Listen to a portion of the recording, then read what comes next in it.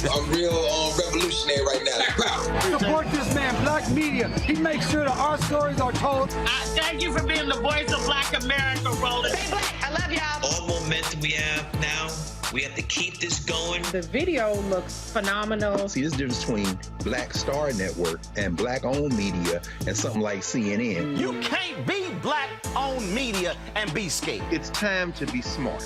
Bring your eyeballs home. You dig?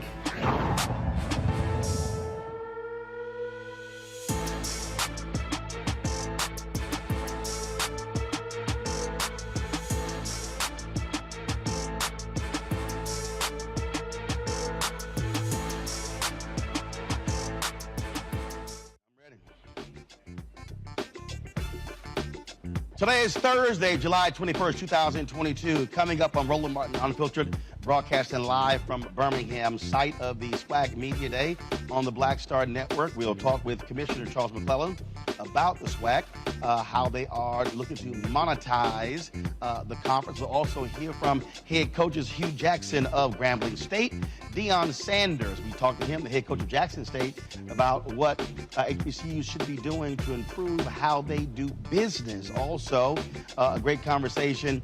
I don't know how I got on fishing, talking with Travis Hunter and one of Deion's sons, both Jackson State students. Y'all gonna enjoy that conversation. Also, we chatted with my man, John Grant of ESPN, about how HBCUs are doing well and how ESPN is expanding the footprint to accommodate these HBCUs. All of that from today's SWAC Media Day. Remember the story yesterday of the brother in Tennessee where the cops busted down his door because he ran a stop sign and was driving 12 miles over the speed limit? Well, he will join us on the show along with his parents and their attorney. Also, folks, the 8th January 6th hearing will take place tonight, where they will lay out a timeline of how Donald Trump did nothing to stop what took place on that day last year. Folks, and also several prominent African Americans have passed away, and we will have memorials for them. Folks, it's time to bring the funk. Roland Martin Unfiltered from Birmingham on the Black Star Network. Let's go. He's got it. Whatever the miss, he's on it. Whatever it is, he's got the scoop, the fact, the find. And when it breaks, he's right on time and it's rolling. Best believe he's knowing. Putting it down from sports to news to politics. With entertainment just for kicks, he's rolling. It's on go, roll, roll, y'all. It's Roland Martin, yeah. Rolling with Roland now. He's funk, he's fresh, he's real, the best, you know he's Roland Martin now.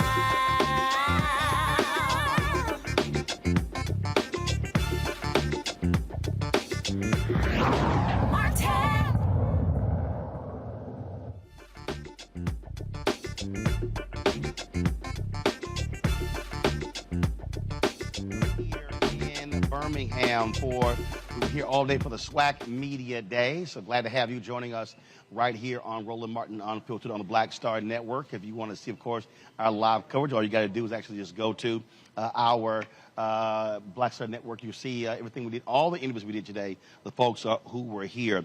But let's start with the U.S. Secret Service. They are facing a possible criminal probe in the deletion of text messages from January 5th to January 6th. NBC News has confirmed that a senior Secret Service official says agency employees received 2 emails, at least one prior to January 6th, reminding them to preserve records on their cell phones before their devices were essentially restored to factory settings. The Secret Service has also hired outside lawyers because this is now fastly moving to a criminal probe. I want to bring in now my panelists. Of course, they join us every Thursday. Erica Savage, founder of the Reframe Brain, Reese Colbert, founder of Black Women Views, Dr. Greg Carr, Department of Afro-American Studies at Howard University. I must say, Greg, I want to start with you. This is significant how fast this thing is moving, that again, this may become a criminal probe because they may have broken the law by deleting these messages. There is no doubt, based upon this NBC News reporting, that this was a deliberate act to erase these messages. That says a whole lot as to what potentially were in these text messages on January 5th and January 6th. Absolutely. Well, we know what was in them. We know that at a minimum, what's in them is information as to what happened on the 5th and 6th. You know, those of us who are black, who watch the Black Star Network, who watch Roland Martin Unfiltered, have not forgotten that in the days leading up to January the 6th, there were race incidents throughout the area around the White House. Remember, of course, Metropolitan AME Church. There are a number of things that are in those texts. And this is a coordinated effort by law enforcement, the patrollers, to cover their tracks. And when I say it's a coordinated effort, I mean, anytime you start talking about the Department of Homeland Security Office of Inspector General in October 2021, thinking about warning people that the Secret Service is blocking requests for text messages and then choosing not to do so, there's no other explanation other than you want to protect your brethren. These white nationalists have this thing on lock, brother. And as we wait tonight to see Liz Cheney can lead this questioning tonight, and of course, we wish the best recovery, of course, for Congressman Thompson. We understand that law enforcement has drawn a clear line between us and them. And so this type of theater, a criminal investigation, well, if it's not going to amount to anything, I just say save the theater. Let's just, say it with your chest. You don't want to be caught red-handed doing what you always do, which is what? Protect yourself before anybody else. Reese, when we look at what's going on here, again, it says a whole lot in terms of culpability. The fact that the Secret Service already looked hiring outside lawyers, how the DHS IG also has issues here. And here's the problem. The DHS Inspector General sat on the information as well. They have to be dealt with because they were aware of this 6 months ago, but said nothing to Congress. Yes, something is definitely not clean in the milk. Obviously, as Dr. Carr said, we've been saying on Roland Martin Unfiltered, this was likely partly an inside job on many facets of this insurrection. And it's very suspicious the way that these messages were intentionally deleted after they had already received notice to not delete them. And what's even more interesting is we have big brothers hovering over us at every moment. They can retrieve text messages from everybody and their mama except for the damn Secret Service. So what is up with that? I just saw an article the other day talking about if you delete a text message, it ain't really gone. So there's no reason why they shouldn't be able to recover the messages. But guess what? Once this turns criminal, I have a sneaking suspicion that some of those people that deleted some stuff might be trying to cut a deal first to save their ass. But we need to know the extent to which the Secret Service was involved because, unfortunately, a lot of those people are still there. And one of the head Secret Service people went to work for Trump and is now back at the Secret Service again. So he need to be the first damn person out the door. Isn't it interesting, Greg, how all of the Where's Hillary emails people are real silent over where the Secret Service text messages? Of course. Well, I mean, Roland, it would be a lot more interesting if we lived in a nation, but we don't live in a nation. This is pure politics. This is political. I mean, they're not going to change. They don't give a damn about Hillary's emails. They don't care about Hunter Biden's whatever. All these people care about can be summarized in a 5-letter word, POWER. It doesn't matter. The rest of it is theater. Rather than bog down, rather than bog down and gotcha and this is the truth and not the truth, if we understood that better, we could cut a lot of this BS and get organized and try to get some power instead of trying to, as Malcolm X might say, speak a language that they don't understand. Only language is power, brother. They don't care about them. That's true. This was a tweet. The January 6th committee sent out just the other day. We can go ahead and pull that up. It says the U.S. Secret Service system migration process went forward on January 27, 2021, just 3 weeks after the attack on the Capitol in which the Vice President of the United States, while under the protection of Secret Service, was steps from a violent mob hunting for him. I mean, common sense says you don't delete stuff. So give me a break with this whole, nothing nefarious here. Yeah, it's definitely giving the dog ate my homework. Defense. Unfortunately, though, I mean, I'm encouraged that it's turning criminal, but we've seen a lot of things kind of lead to nowhere. So I think what it really has to start with, it has to start with the top. If every time these investigations roll around, they get the lowest hanging fruit and the leadership gets off scot-free. So I want to know what the folks that were also in the room with Trump, what their involvement is, because there's a reason why Mike Pence did not trust getting in the car with the Secret Service that day. He knows something, call his ass in there and have him testify as to what his hesitation was. And let's get to the bottom of this, because we still have a president and a vice president who are, relying on the protection of their families. And we don't want a sleeper cell agent of Secret Service people to decide to come back to life when it comes time to count the votes the next time. That's right. Look, I mean, what we're talking about here, a bunch of people should be fired. Folks should be put on administrative leave. Those things should be happening right now. So bottom line, if the people who were in charge, they should not be in any decision-making position right now. Suspend them as we speak. President Biden should be a hell of a lot more aggressive, and Democrats should be far more aggressive in confronting this issue. Because again, when you have the chief agency that's charged with protecting the president and the vice president, doing something like this here, this is a fundamental problem. This is absolutely, Greg, when you talk about an inside job, that has to be dealt with. Absolutely, Roland. But again, I mean, we have to think about how are we defining problem? It's a problem if we're talking about a country that has a rule of law that is to benefit the people who live in the country. But that's not what we have. We have a country that is currently hurtling toward white minority rule and has been seized by an oligarchy that has been enabled by a federal judiciary, thanks to Citizens United and everything that leads up to it, that can basically buy elections. Now, let's remember that just a few weeks ago, the House approved an amendment to the National Defense Authorization Act to compel government officials to prepare a report on combating white supremacist and neo-Nazi activity in the police and military. And the vote was 218 to 208. Every member of the white nationalist party voted against it. Now, last I checked, Liz Cheney, who will be leading the hearings tonight, is a member of the white nationalist party. Every member. Why wouldn't you want to investigate where the white supremacists and the neo-Nazis are in law enforcement? You know why? Because you already know where they are. They have infiltrated it. Remember, you covered this story when it was last year when Jamie Rankin had the House Subcommittee, Judiciary Subcommittee, and they had the hearings, and the sister from St. Louis, the retired police sergeant, came in and testified as to how they are thoroughly infiltrated.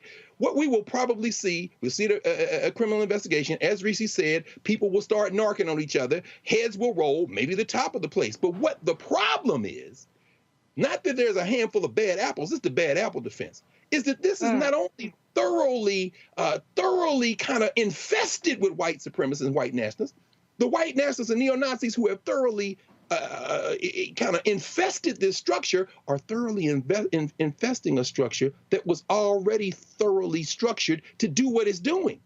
So when we say, the president, the vice president, the question we have to ask is, which president? Which vice president? Smiling Mike Pence is a white nationalist, but he knows that he ain't as much of a white nationalist as the guy who was at the top of the food chain, and he knows who those guys are. That's why he wouldn't get in the car. That's why his party will not try to investigate, because they don't need an investigation. They already know that they're there, and they're there on their side right now, which brings us back to that little 5-letter word, power. Indeed, indeed. All right, folks, going to go to a break. We come back. We're going to talk with a young man who ran into his home in Tennessee. Cops busted through the door, chased him down, viciously beat him for running a stop sign and being 12 miles over the speed limit. We'll talk with him, his parents, and his attorney next on Roland Martin Unfiltered right here on the Black Star Network. On the Black Table, with me, Greg Carr. We connect the dots and reveal a big picture you absolutely need to see. We'll explore how all the recent Supreme Court decisions fit together, like hand in glove, with the long-standing and very patient agenda of the GOP. As one of our guests tells us, conservatives are playing chess while the rest of us are playing checkers. And we're getting really close to checkmate. A Black Table you won't want to miss. That's next, only on the Black Star Network. Hi, I'm Amber Stevens-West from The Carmichael Show. Hi, my name is LaToya Luckett, and you're watching Roland Martin Unfiltered.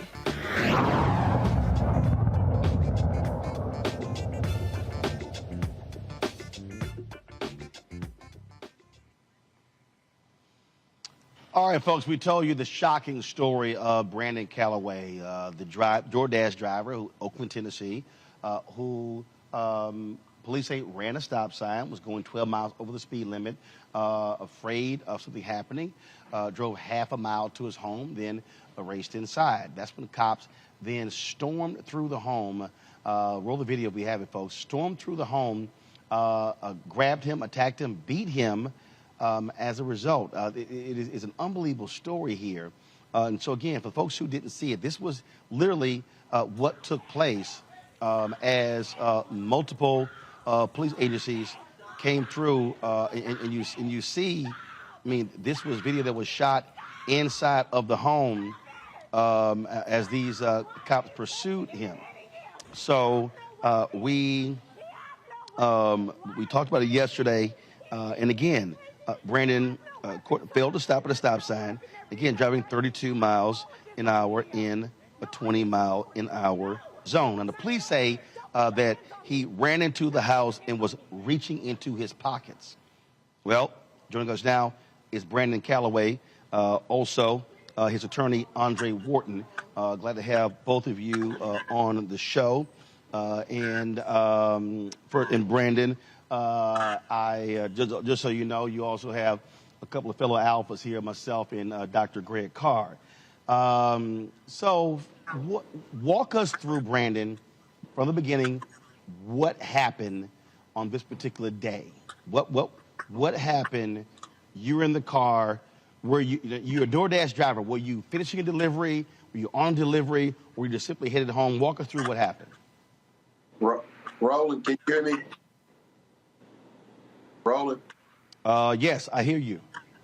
Can you see me? This is yes, Andre. Yes, sir. Can you see? Andre, I can see you and hear you. Go ahead. I can see you and hear you. Yes, sir. I appreciate it. First, Roland, Mr. Martin, thank you for having us on.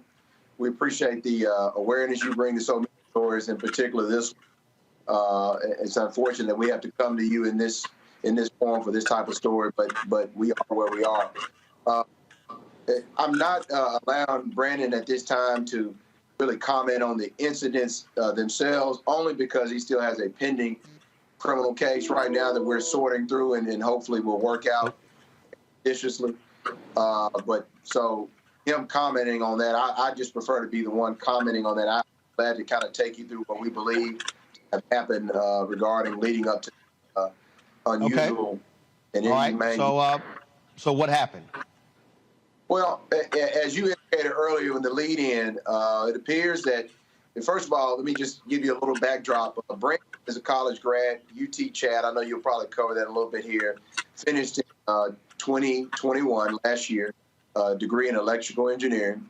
Started his own business. His full-time business is a business doing loan closings. He actually goes mobile to various individuals. I think to this date, he'll clarify this for me. I think he's done 1,000 of those. I don't know if he started his business while in undergrad or if he started that once he got out, but he's an entrepreneur. This DoorDash was merely a part-time thing. His full-time gig is with loan transactions, and so he'll comment on that a little bit. But as far as the incident itself, you all will have I'll get access to the affidavit. You don't already have it, but the affidavit reflects that he got to a stop sign. They say it's kind of contradictory because they say that he was turning and then stopped. They first say disregard the stop sign, then they say in the next clause, which is separated by a comma, but he stopped in the middle of his turn. So whether or not there was an constitutional violation to justify what happened next. The speed, allegedly 12 over. They pursue him to his house. He gets out wondering, why are these guys following me? Obviously, as which goes through so many of our heads, particularly young African-American males, not just young, middle-aged and old these days. What's going through his head is, oh, no, I don't live in this town. My family does. That shouldn't be a criteria to be safe, but I know I'm an outsider. I know I have out-of-county tags. Let me get on out of that way. I'm not sure how this is going to end up. So Brandon is trying to enter into his home. He's professing to the police what happened, that he did not violate any laws. And he goes into the house for a point. There was some dialogue between the officers and Brandon. At some point, the traffic stop calls backup. And things just get out of hand from there. Backup arrives. The affidavit states that he basically asked the backup officer, asked the original officer, do we want to detain him? The original officer says yes. And then frankly, all hell breaks loose at that point. The officer enter the home. You can see this on that video. I believe the video that you ran reflects this. They go in the home. The taser's out, the baton is out, and they're ready to go to work. I don't mean in a cautious way, in a law enforcement appropriate way. They go to work. They're going to work on Brandon from what we believe was a vindictive, retaliatory response, and just totally escalated. So if you watch that video, as they're entering, they're using the taser and they're swinging automatically when they come in. We believe they connect with Brandon immediately when they come in. They're hitting him, punching him with this baton, and they run, chase him throughout the house, which you see there. And what really adds insult to injury, Roland, you probably watched this. If y'all watched this video a few times, you probably saw it at the end. It was so reminiscent of the George Floyd incident. I hate to even, every time I hear this video and watch it, Roland, I couldn't see it when y'all ran it, probably because of the virtual feature here. But anytime I hear it, my stomach is unsettled.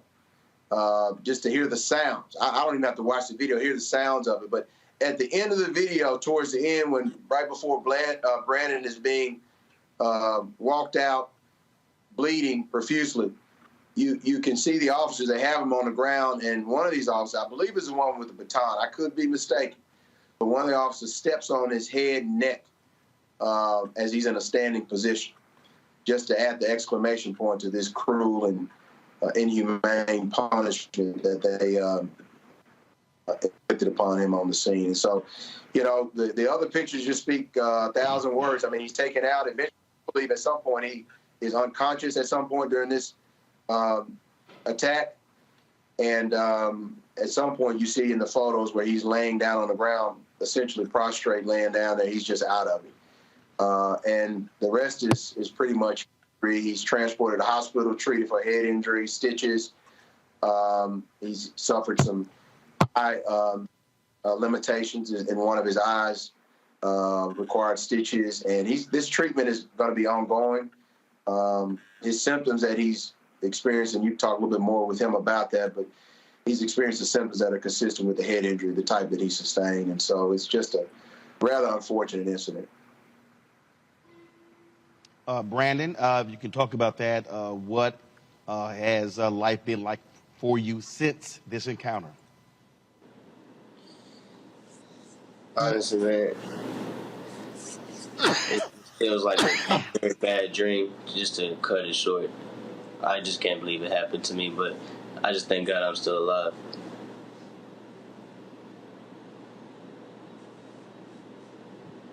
Your attorney talked about the injuries. What are you still dealing with on a daily basis? I'm dealing with memory loss, constant headaches, eye problems. When I look in the light, it really hurts my head, and I can't really focus for too long on many things.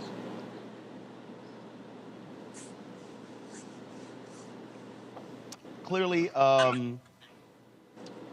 with that video, you were scared, And the home, was it your home or was it a family member's home that you went to?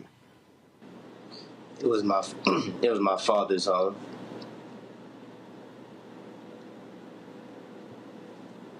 And so we saw different folks who were there. Who was home at the time? Because we saw different people on the video. It was my girlfriend and her friend. We were just in town just to hang out for the night.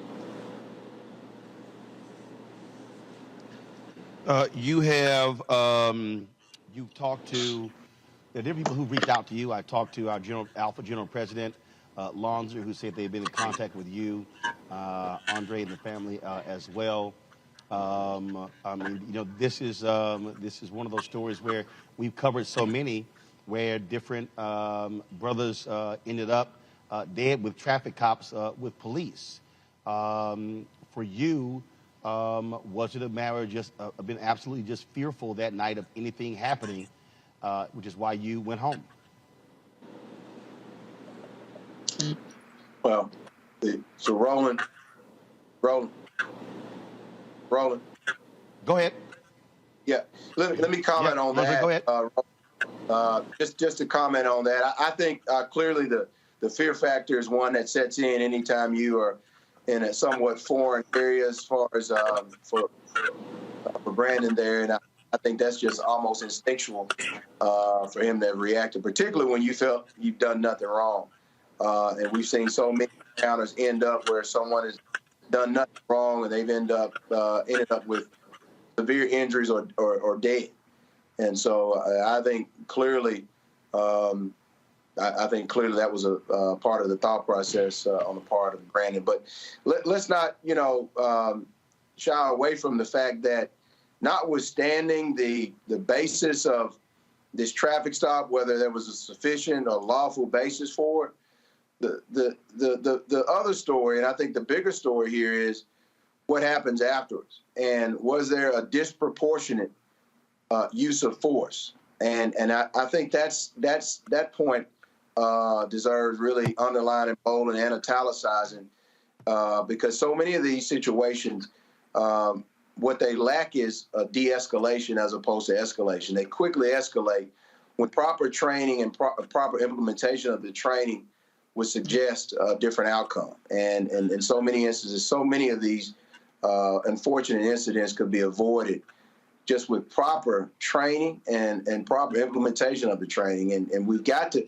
this is a shining example of what law enforcement should not do. I mean, I dare say that they should use this on their training videos to say, look, we're going to give you 5 examples of bad police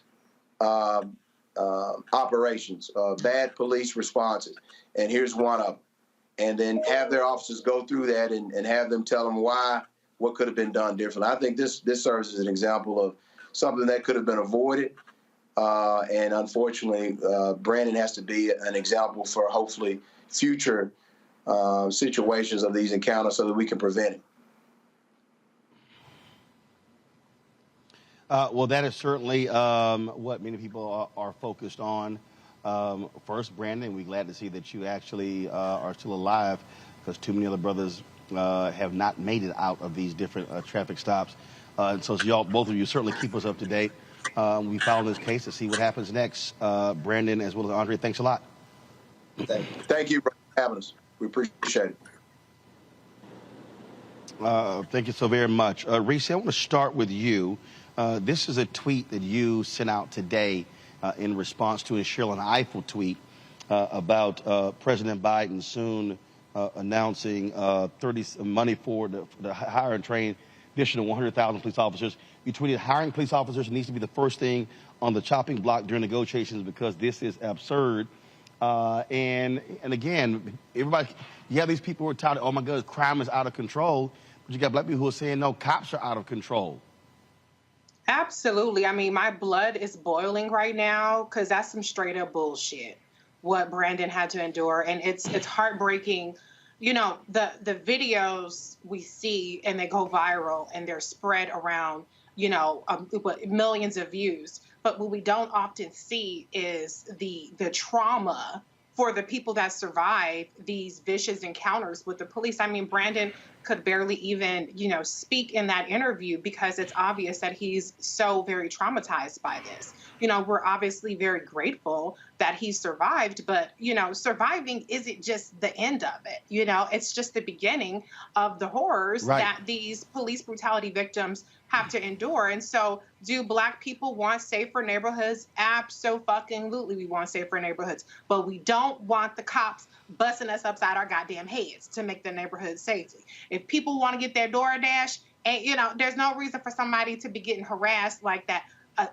Running a stop sign, I've gotten a ticket for that when I was 16 years old. It's called a rolling stop. You know what I'm saying?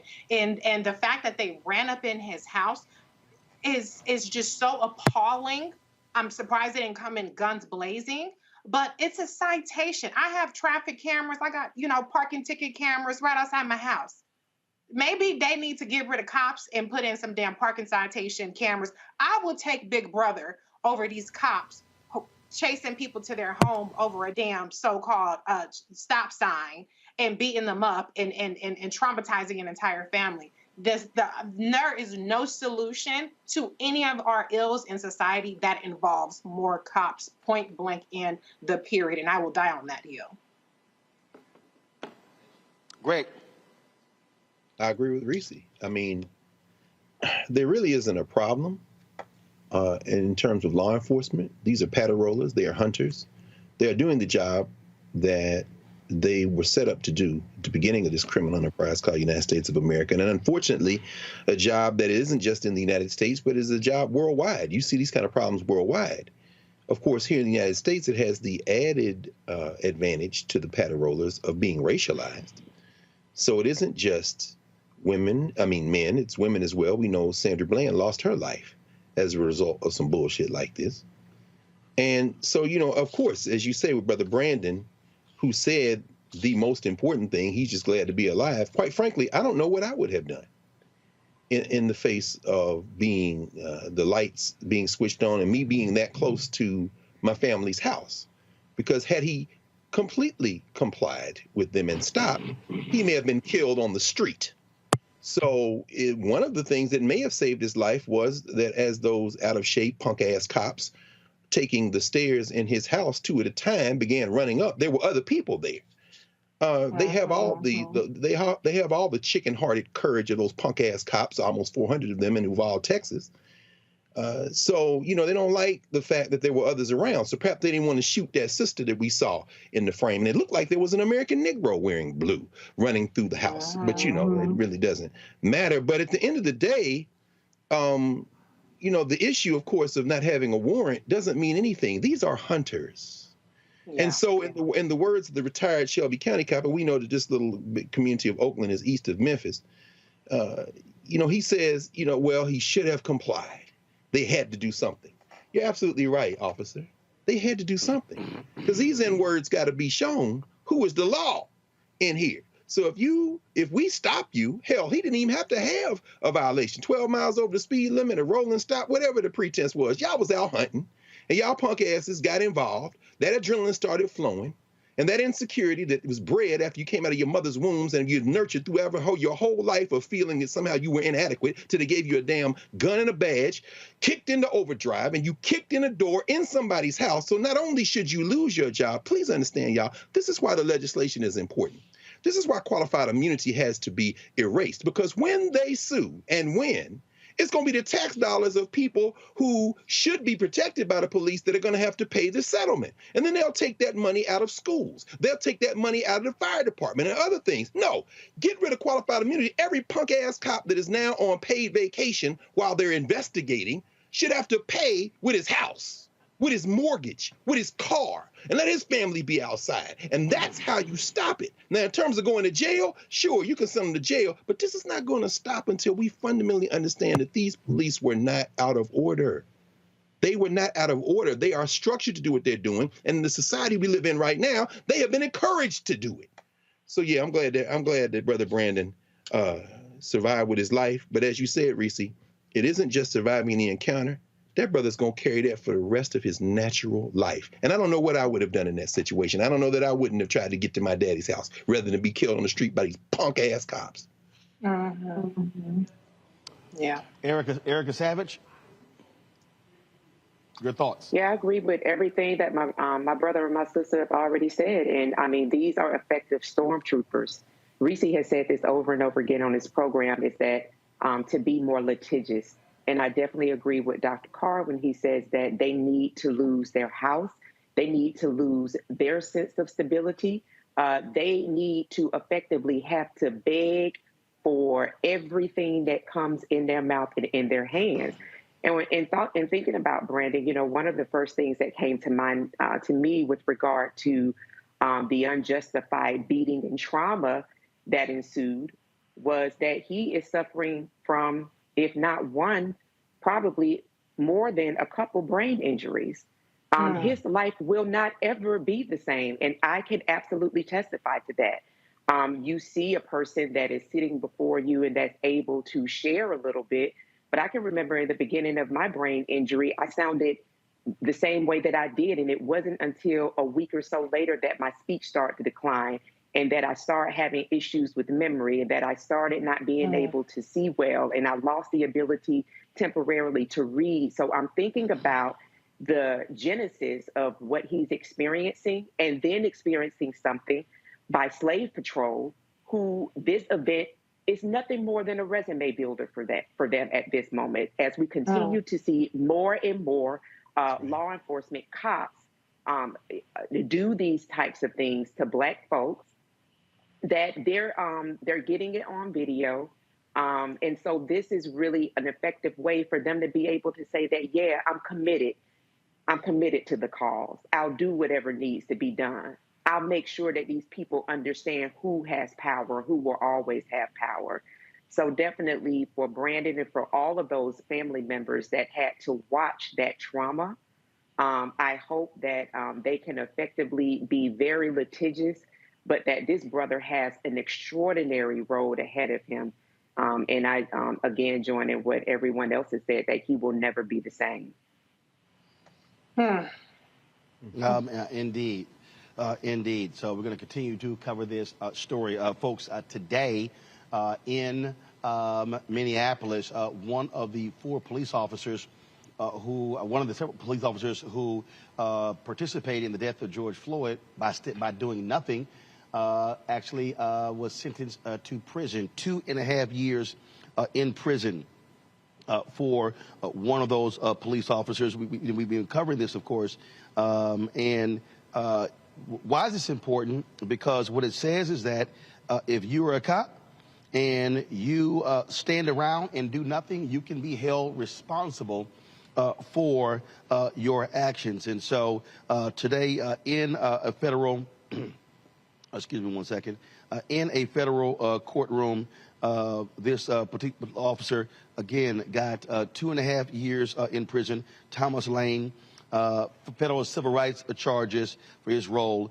And remember, he and two other officers, they were convicted of violating Floyd's civil rights in February. He was the one who held down George Floyd's legs as he gasped for air while dying after, of course, another cop had his knee in his back. And I really do believe, Erica, that why this is important, because we often talk about how other cops need to intercede when they see wrongdoing, and that is absolutely the case here.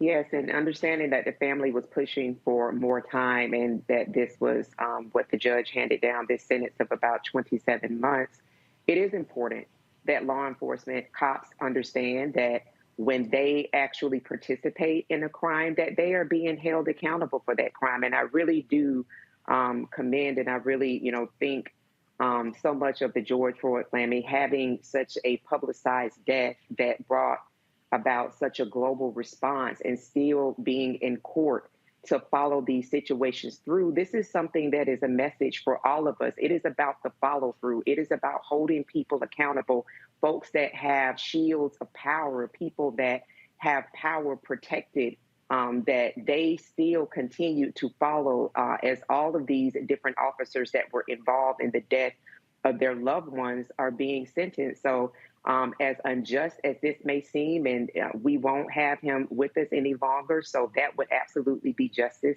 to have that brother here still with us. I really do applaud the family for connecting. And this is also a legislative example as well, too, for people to take a message from as well, that it's after the lights, the camera, the action, after the crowd has died down, to continue to keep pressure on your lawmakers, keep pressure on those things that will ensure that your community and people that are responsible to bring in violence and danger and harm to your community, that they are held accountable. So again, definitely sending a lot of warmness to the George Floyd family, and hopefully that people will see that they will be held accountable when they participate in the death of citizens.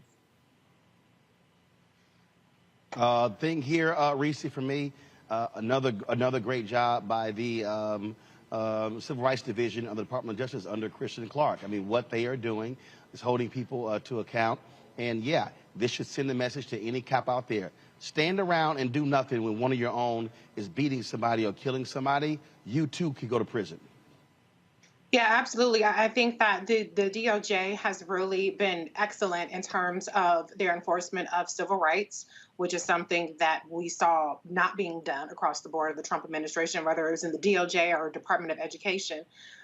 You know, I think it's important to leave no stone unturned in terms of federal and local charges, in terms of civil rights violations and other violations. I think 2.5 years is inadequate because he was still physically involved in the murder of George Floyd. He didn't just stand around. He was physically pinning George Floyd down as well. But I will absolutely celebrate the fact that there is a jail sentence and there is accountability, because we've seen cops blow people's heads off and still get off scot-free. And so I think every one of these pigs that end up getting, you know, convicted and sentenced, even if it's not always adequate in terms of the sentencing, sends a message that, you know, it's going to catch up to you eventually. May not catch up to 100% of y'all, but maybe that 2% that it does catch up with will give people pause the next time they want to do something like this.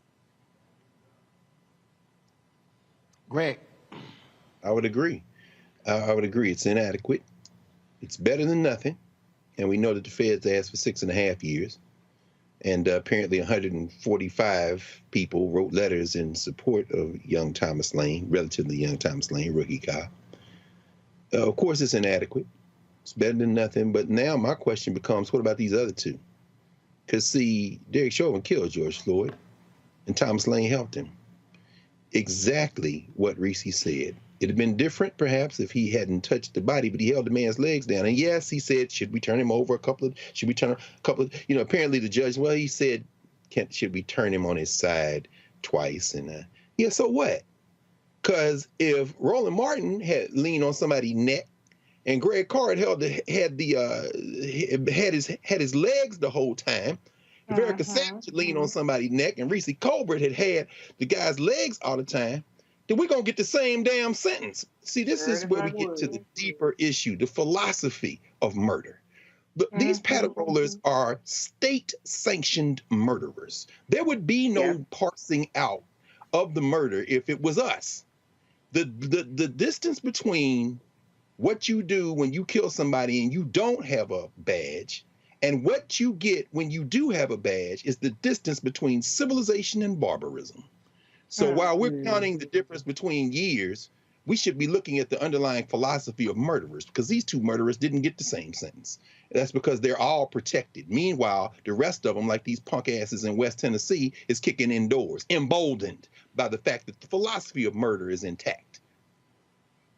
And can I just say, to me, the whole should we turn them over is no different than taser, taser, taser. Because these cops set up their defense as they're murdering Black people. They know what they do. They have the little buzzwords in there so that when it comes time, if sugar goes to shit for them and they face some kind of legal culpability, well, he said taser. I think they really thought it was a taser, even though it didn't look nothing like a goddamn taser. Well, he said, should we turn them over? Even though he's pinning them down. So I don't give a damn what cops say when they're in the process of killing people. Because all it is is setting up some reasonable doubt, some benefit of the doubt, try to get them off lighter when they do, should they have any kind of criminal charges that they're facing. That's right. All right, folks. Hold tight 1 second. When we come back, President Joe Biden tests positive for COVID. We'll talk about that story. Also, we'll have more from the SWAC Media Day here in Birmingham. We'll hear from the Commissioner, Charles McClellan, Deion Sanders, head coach of Jackson State, Hugh Jackson, head coach at Grambling State. We'll also have, y'all gonna really enjoy the fishing and golf conversation I had with a couple of Jackson State players as well. Plus, we'll talk with John Grant of ESPN about how they are recognizing the power of HBCU viewers. That means you. Folks, support us in what we do here. Be sure to download the Black Start Network app, Apple phone, Android phone, Apple TV, Android TV, Roku, Amazon Fire TV, Xbox One, Samsung Smart TV. Also, when you support us with your dollars, it makes it possible for us to be able to travel to places like this, to bring you the kind of news that other folks are not doing. Send checks and money orders to P.O. Box 57196, Washington, D.C. 20037-0196. Cash App is $RM Unfiltered. PayPal is R Martin Unfiltered. Venmo is RM Unfiltered. Zelle Roland at RolandSMartin.com. We'll be right back. Hi, I'm Dr. Jackie Hood Martin, and I have a question for you. Ever feel as if your life is teetering and the weight and pressure of the world is consistently on your shoulders? Well, let me tell you, living a balanced life isn't easy. Join me each Tuesday on Black Star Network for A Balanced Life with Dr. Jackie. We'll laugh together, cry together, pull ourselves together, and cheer each other on. So join me for new shows each Tuesday on Black Star Network, A Balanced Life with Dr. Jackie.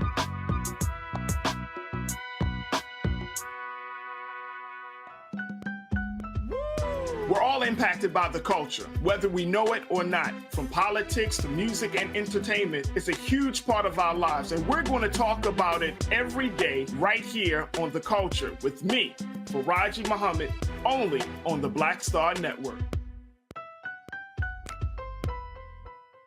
Hey, I'm Arnez J. Black TV does matter, dang it. Hey, what's up, y'all? It's your boy Jacob Lattimore, and you're now watching Roland Martin right now. Stay woke.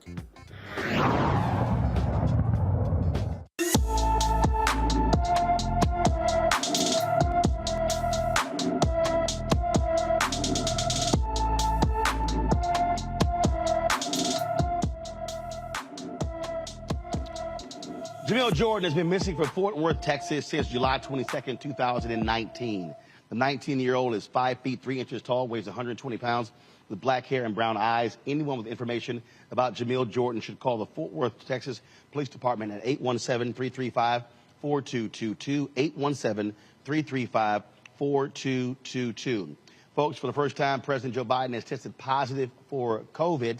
The White House released this video of the president discussing his mild symptoms. Hey, folks, guess you heard this morning I tested positive for COVID. But I've been double vaccinated, double boosted.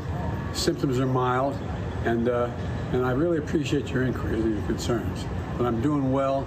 I'm getting a lot of work done. I'm going to continue to get it done. And in the meantime, thanks for your concern, and keep the faith. It's going to be okay. At today's White House press briefing, Press Secretary Karine Jean-Pierre and COVID response coordinator Dr. Ashish Jha gave an update on Biden's condition as well as the new variants. This morning, as part of our routine screening program for the president, the SARS-CoV-2 virus was detected by antigen testing. This result was subsequently confirmed by a PCR test. On questioning, President Biden is currently experiencing mild symptoms, mostly a runny nose and fatigue, with an occasional dry cough, which started yesterday evening. Given that he meets USA Food and Drug Administration, FDA, Emergency Use Authority criteria for Paxlovid, I have recommended initiating such treatment. The president is fully vaccinated and twice boosted, so I anticipate that he will respond favorably as most maximally protected patients do. Early use of Paxlovid in this case provides additional protection against severe disease. He will isolate in accordance with CDC recommendations. I will keep your office updated with any changes in his condition or treatment plan. I also wanted to provide you with a brief readout of the President's activities today. The President has been working from the residence, like so many of us have during this pandemic, doing calls with senior staff, including the Chief of Staff, myself, and Dr. Jha, who's here with us. As we read out, the President also called Senator Casey, Representative Cartwright, mayors of Scranton, Mayor of Wilkesboro, and Representative Clyburn. The President also called a few of his cousins from Scranton who were set to attend today's event in Pennsylvania. And he spoke with Ambassador Giddenstein and Cornyn. You all have seen the photo he posted on and the video that was just released to all of you out of transparency moments ago. The President will continue to work from the residence. Today, as you all know, as I just mentioned, and as we sent out earlier, Dr. Ashish Jha, our COVID-19 response coordinator, is joining us today in the briefing room. And as I tweeted out earlier, Dr. Jha and I spoke to the President this morning, and he said he's feeling fine. He has a little dry cough, as I just mentioned from the doctor's letter, a little runny nose. He's feeling tired, but he's working very hard on behalf of the American people. And with that, Dr. Jha. Great. Good afternoon, everybody. I'm pleased to be with you. As Corinne mentioned, I spoke to the President earlier. I also spoke at length with Dr. O'Connor, who is the President's personal physician. And I'm happy to share the readout of these conversations with you, and then I'm happy to take questions. In terms of my conversation with the President, he sounded great. I asked him, Mr. President, how are you feeling? He said, I'm feeling fine. He said he was feeling fine. He had been working all morning. He hadn't even been able to finish his breakfast because he had just been busy. I encouraged him to finish his breakfast. In terms of my conversation with Dr. O'Connor, we talked at length about what happened this morning. As Corinne mentioned, the President got his regular testing that he does on his regular cadence. After he tested positive, he reported these symptoms that have been described. Dr. O'Connor examined him thoroughly. He found his exam to be normal, to be at his baseline. And then obviously he recommended that the President take Paxlovid. The President accepted that recommendation and has started Paxlovid and has taken his first course already. I want to also just take a minute. All right, folks. I would hope people now realize that, again, we keep talking about it. Y'all, COVID is still real. And if y'all want to sit here and play around and you don't want to get vaccinated, okay, go right ahead. But trust me, your symptoms are going to be a hell of a lot more severe than if not. What we're seeing with these variants, Reese, we're seeing how people are impacted. And, there are people who are just floating around like it's no big deal. Oh, forget mask or washing hands and stuff along those lines. I flew the other day, and there was the number of people who were on the plane with no mask. I don't give a damn what they doing. Trust me. Ro going to be sitting there with a mask on, goggles, and covered up because I'm not about to sit. Look, I done had COVID twice. Ain't fun. Don't want to see a third time. Yeah, I mean, we are in the middle of a summer surge that you wouldn't be able to tell because everybody's out living their best life, which I can understand as well. And I'm telling you what, if I, get it, it's not going to be from going to McDonald's. It's going to be from turning up a little bit. But, I think people have gotten a lot more relaxed when it comes to taking COVID protections. Maybe there's a sense of inevitability that they're going to get it and they're just going to get it however they get it. But the good news is that, even with the variants having lower if you've had COVID before, you have lower immunity in terms of even contracting coronavirus. But if you are vaccinated, it's still holding up quite well, even with we're on BA.5 now of Omicron, in terms of not being hospitalized and not dying. So we're in a much different position now than we were. And, ultimately, this is all we got. All you got is a vaccine share because ain't nobody shutting down no more. Ain't nobody forcing people to wear a mask anymore. Nobody is doing anything except for saying, take this down, Paxlovid, or get vaccinated. So if you don't want to do that, then good luck, bitches, pretty much. So I'm glad that the President is in good health. Hell, if Queen Elizabeth can survive COVID, I'm sure Biden will be all right as well. There are a lot of ways to treat the disease, the virus. And the other thing I'll say is, get tested. If you're out there, you raw dog in the air, you ain't wearing a mask, you go and turn up and all that kind of stuff, get tested. If you have some symptoms, start to isolate, because with the vaccines, people are developing symptoms before they turn infectious, before they turn positive on a rapid test. So if you feel a little tickle in your throat, if you have a little bit of a cough, it's probably best that you isolate for that day. It might take another day or two for a rapid test to go on. If you're going to an event, take a rapid test before you go. You know, these are some of the ways that we can stop the spread. If you're having an event, tell people they got to get a little rapid test. They're readily available, and I just think that's the responsible thing to do. But I'm wishing the president a speedy recovery.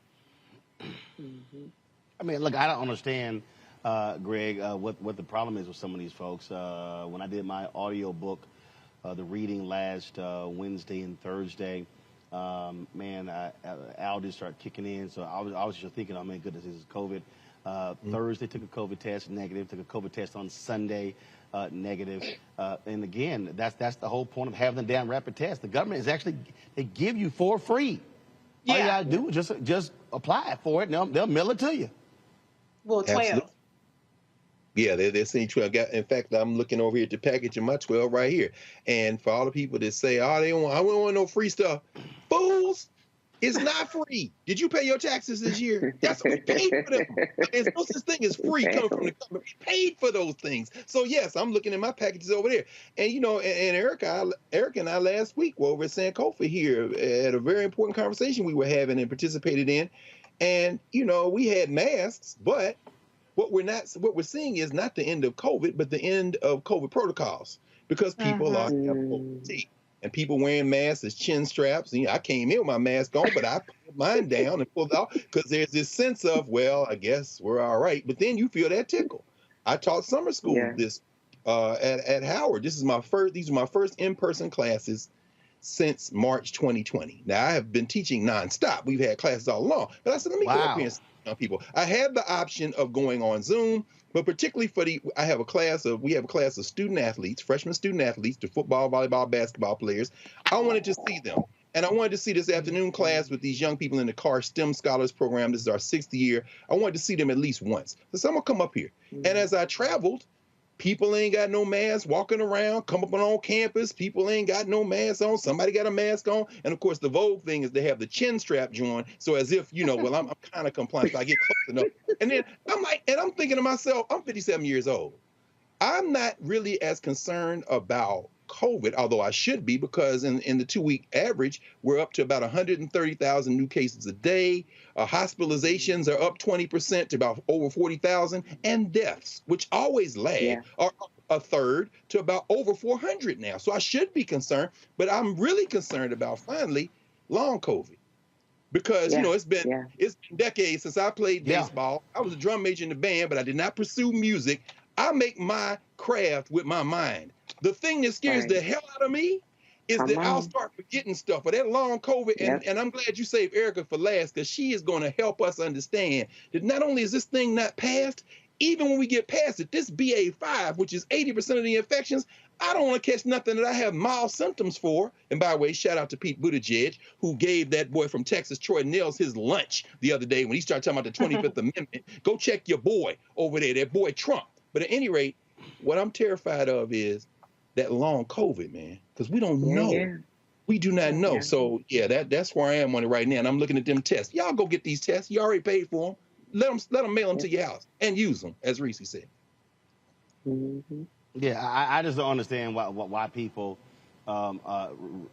resist this, Erica. It makes no sense. I mean, look, I have been in places where I did not wear a mask. It all depended upon where I was, depended upon how many people were in the room, depending upon how far away I was standing from people, all those different things. But I guarantee you, mask is in the pocket. And then there are times when I'm putting it on, if I'm getting on the elevators, I'm in closed spaces. And so there are different ways people can actually do this. You don't have to always, you know, be like seriously, for me, like I don't get the people who walk around outdoors, okay, down the street, ain't nobody around with a damn mask on. Okay, now that's just me, okay, because kind of like, ain't nobody here. Now maybe he's trying to block himself from pollution. Okay, I give you that one. You know, but trust me, you know, it's like if I get off the airplane I mean, yeah, I'm sitting here, ain't nobody around me, I'm probably gonna take my mask off. But it's just common sense. And unfortunately, there are too many folks who are walking around acting as if this is no big deal. Yeah, a lot of the common sense is lacking, and we really should be definitely celebrating that we do have a competent leader who is demonstrating. It was noted that, and he said it himself, President Biden, that he is double vaccinated and double boosted, as am I, and still exercise those very protections that you, Reese, and Greg talked about. You know, I went to a concert, me and my partner went to a concert a few weeks ago and went to go and see my first boyfriend, my first rap crush, Rakim, Big Daddy Kane, a slate of other hip-hop all-stars. And, you know, we had incredible seating. However, I mean, the responsible thing to do, I mean, it was an outdoor facility. So when you're in an outdoor space, you want to get all the fresh air you can. It's not like you were talking about, Roland, being in a plane.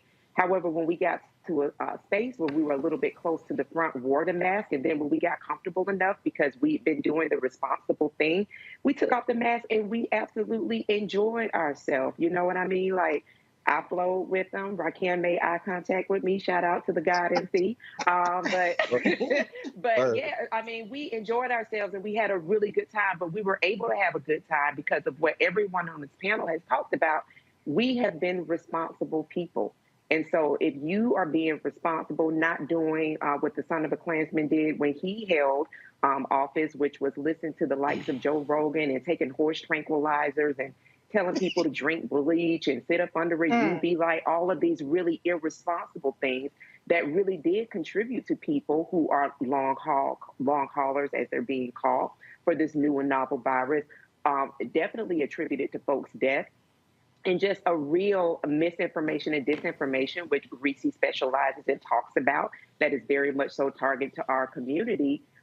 If people would actually peel back the layers of silliness and exercise, when you talked about rolling common sense, if you're going to be in an area that is pretty crowded, put your mask on. When you get to a space of fresh air, especially if you're out walking, you're out exercising, get all of that fresh air in. But absolutely go and make sure that you are making use of the N95 mask. Make sure that you're making use of those vaccine tests that, as Dr. Carr said, that we paid for.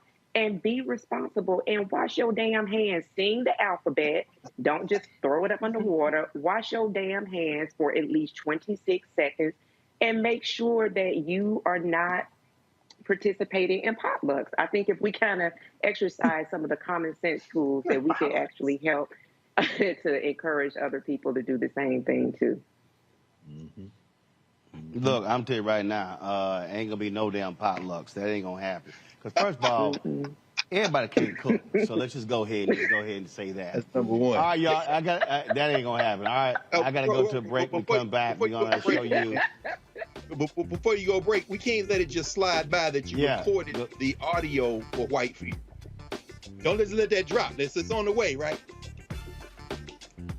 Oh yeah, it's on the way. In fact, the boxes came to the house yesterday. So when I get home tomorrow, I will unbox them and unveil it, and then we will begin the push very soon, probably as early as Monday, for pre-orders. My goal, I want to hit 25,000 pre-orders, and so we're going to start pushing that real soon. The book drops September 13th, and so we're going to get that going real soon. We come back, we're going to talk SWAC Media Day. We were here broadcasting live today. We got some great stuff for you. The SWAC Commissioner, Charles McClellan, you'll hear from him. Deion Sanders, we had a great conversation talking about, again, how we have to change our business practices as African Americans. It's a conversation y'all do not want to miss, y'all. We ain't talking just about sports. We're talking about black people. So you don't want to miss that conversation. We'll also hear from Grambling State's new head coach, Hugh Jackson. Also had a chance to sit down with John Grant of ESPN, where ESPN is recognizing the power of HBCUs. Some of y'all better, look, we've been trying to tell y'all, everybody understands the monetization of black people. We have got to begin to understand that too. And also a hilarious conversation with one of the Sanders sons and Travis Hunter of Jackson State, us talking about fishing. Y'all know I hate fishing. even though there's the most famous bass fisherman ever named is Roland Martin, white dude, that ain't me. So we'll break that thing down, y'all. We come back. Also, man, off script, Scotty's gonna be joining us as well. Talk about SWAC Media Day. And so, panel, y'all hold tight. We got some great stuff coming up for folks right here on Roland Martin Unfiltered on the Black Star Network. Don't forget to support us in what we do. Download the app, y'all. Black Star Network. Apple phone, Android phone, Apple TV, Android TV, Roku, Amazon Fire TV, Xbox One, Samsung Smart TV. And, of course, join our Bring the Funk fan club.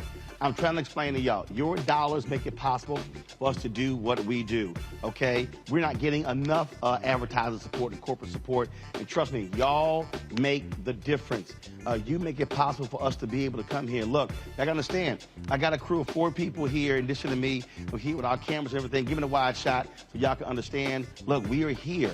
Y'all, this stuff just don't magically appear in Birmingham. And so this was our setup that we're here. Again, our whole setup, pan right, Henry. You can check out, we got the whole setup here. And I just want y'all to understand, and again, I wasn't planning on doing this, but I'm always doing this because I need y'all to understand what we're talking about here, okay? This right here is our mobile fly kit, which allows for us to actually do the live switching and everything along those lines. Okay, y'all, this is $5,000. This Behringer portable audio board right here, this is $4,000. Hell, the case is damn near $1,000. We got 4 of our Canon C300 cameras right here. The camera and the lenses are $20,000 each. Then we got our light kit as well, our step and repeat, our director's chairs. And so what y'all are looking at, literally, what y'all are looking at right now, just this set, this gear alone here is about $100,000. Actually, yeah, because that LU 800 over there, which is how we able to live stream, that's $12,000. So what you're looking at here is $100,000 in equipment alone. And so that's why, so I do that, and I love these people who are sitting here like, Roland Martin, you be begging for money. I'm sitting there going like, well, first of all, it's not begging, it's called people who support what we do. And so when we are here, when we're traveling, look, we not gonna be janky. I wanna be real clear with y'all. We don't have 4 iPhones set up. Okay, all right? We want to be the real deal. ESPN was here earlier, and I'm telling you right now, I'll put my setup up against what ESPN had, and trust me, Disney owns them. Disney owns them. And so just understand what it is. We believe that black people deserve quality. We believe you need to see quality in terms of how we look, the cameras and the lighting, and that's what we deliver, and that's what we're all about. And so that's what we make point blank and what we try to lay out to you. And so, again, support us in what we do. Checks and money orders can go to P.O. Box 57196, Washington, D.C. 20037-0196. The Cash App is $RM Unfiltered. PayPal is R Martin Unfiltered. Venmo is RM Unfiltered. Zelle is Roland at RolandSMartin.com. We'll be right back. Deborah Owens, America's Wealth Coach, and on the next Get Wealthy, have you heard that it's not how much you earn, but how much you keep that matters? Well, the secret to building wealth could be hidden in our tax code. That's right. Joining me on the next Get Wealthy is someone who calls herself the gatekeeper to the IRS. And she's going to be sharing the secrets and strategies you need to know, whether you're a business owner or an individual, how you can get wealthy. That's right here, only on Black Star Network. Sexy to me is the exact same feeling as running water, ever flowing. Water always finds a way to get through. And so when you know that you're sexy, there are no questions about it. It is an ever-flowing emotion. It is an ever-flowing feeling. Mm-hmm. When you question it, though, you stop the water. I struggle with this a lot, mainly because I've been told what sexy should look like, what it should feel like. As a model who did Sports Illustrated, you're told that this is what sells sexy. But then you travel the world, and what's sexy to one person is not sexy to another person. I'm more of a mindfuck kind of person. How can you stimulate the brain? Mm-hmm. To me, that's sexy.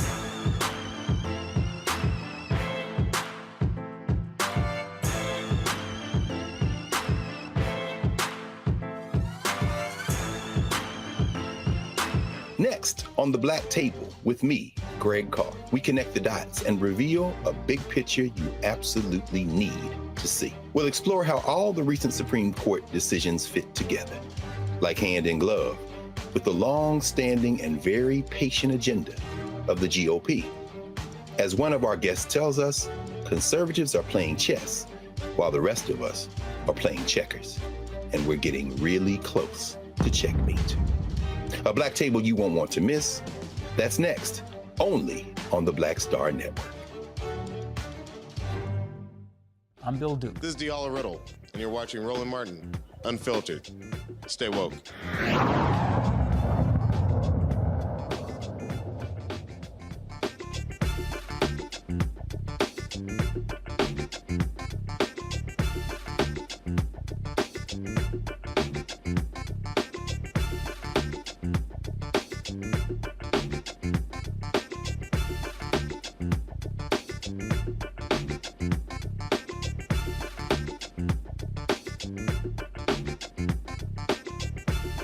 Absolutely packed a little bit earlier today for the SWAC Media Day. All 12 team representatives were here. We kicked things off our live coverage. We were live for about 4 hours. We talked with Commissioner Charles McClellan about what is happening with the SWAC, how they are growing, how they are expanding, and how they are monetizing blackness. Here's our conversation.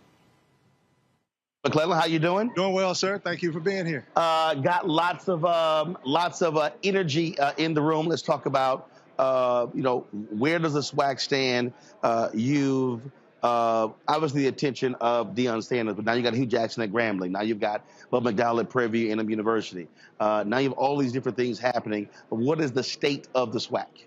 The state of the SWAC is extremely strong. When you look at just from a football perspective, and you look at the coaches, it's a who's who of football. And I think that's ultimately what SWAC has always stood for, and we're able to manifest that now. Coach Prime obviously has a really big name, but from a coach's perspective, Hugh Jackson, former NFL coach, Eddie Robinson, one of the best linebackers that ever came through Alabama State and one of the best linebackers that ever played for the Houston Oilers. Again, I said this earlier, not to put Eddie Robinson's business out there, but he got plenty of money. He didn't need to coach. He came back to his alma mater to give back. That star power, that name brand, Bubba McDowell, Houston great. I watched Bubba play a whole lot with Love You Blues and Warren Moon. He's in the SWAC now. You look at the recruits that we have coming in. SWAC is a very vibrant league. We're very popular now. We've grown, we've expanded, and it's hats off to the coaches and the administrators that got it. So how do you translate that into monetization economics? Well, it's already been translated into monetization. We've gone from being in deficit to clearing that deficit, to having a robust reserve, to having the largest distribution to our membership in the history. And what is that? Well, we distributed over $8.4 million to our membership this year. And with the addition of some of the deals that we've currently made, we're ranking now within the top 3 of all FCS, and within the next 7 years, we'll be #1, and we will have outranked some FBS conferences. So it's growth. That money goes back to the membership, and that is why we're strong, and that is the reason why we're strong together as 12. And I would like to say this. At no point in history, in my opinion, that our league has been as solid and as strong as it's been. All 12 member institutions are on the same page. All 12 presidents are on the same page, and that's what makes a conference strong. You have, obviously, your major conferences to talk about a realignment. Are you comfortable being at 12, or are you looking at future expansion? Well, we're definitely comfortable at being 12, but we will always look to see how we can enhance and grow. The question that I've been getting here mostly is about this super conference notion. SWAC, let's make no mistake about it, is a super conference. We have every major Division I HBCU from Texas to Florida, but we have no plans to expand from C to shining C. We do not want to ship teams from one coast to another.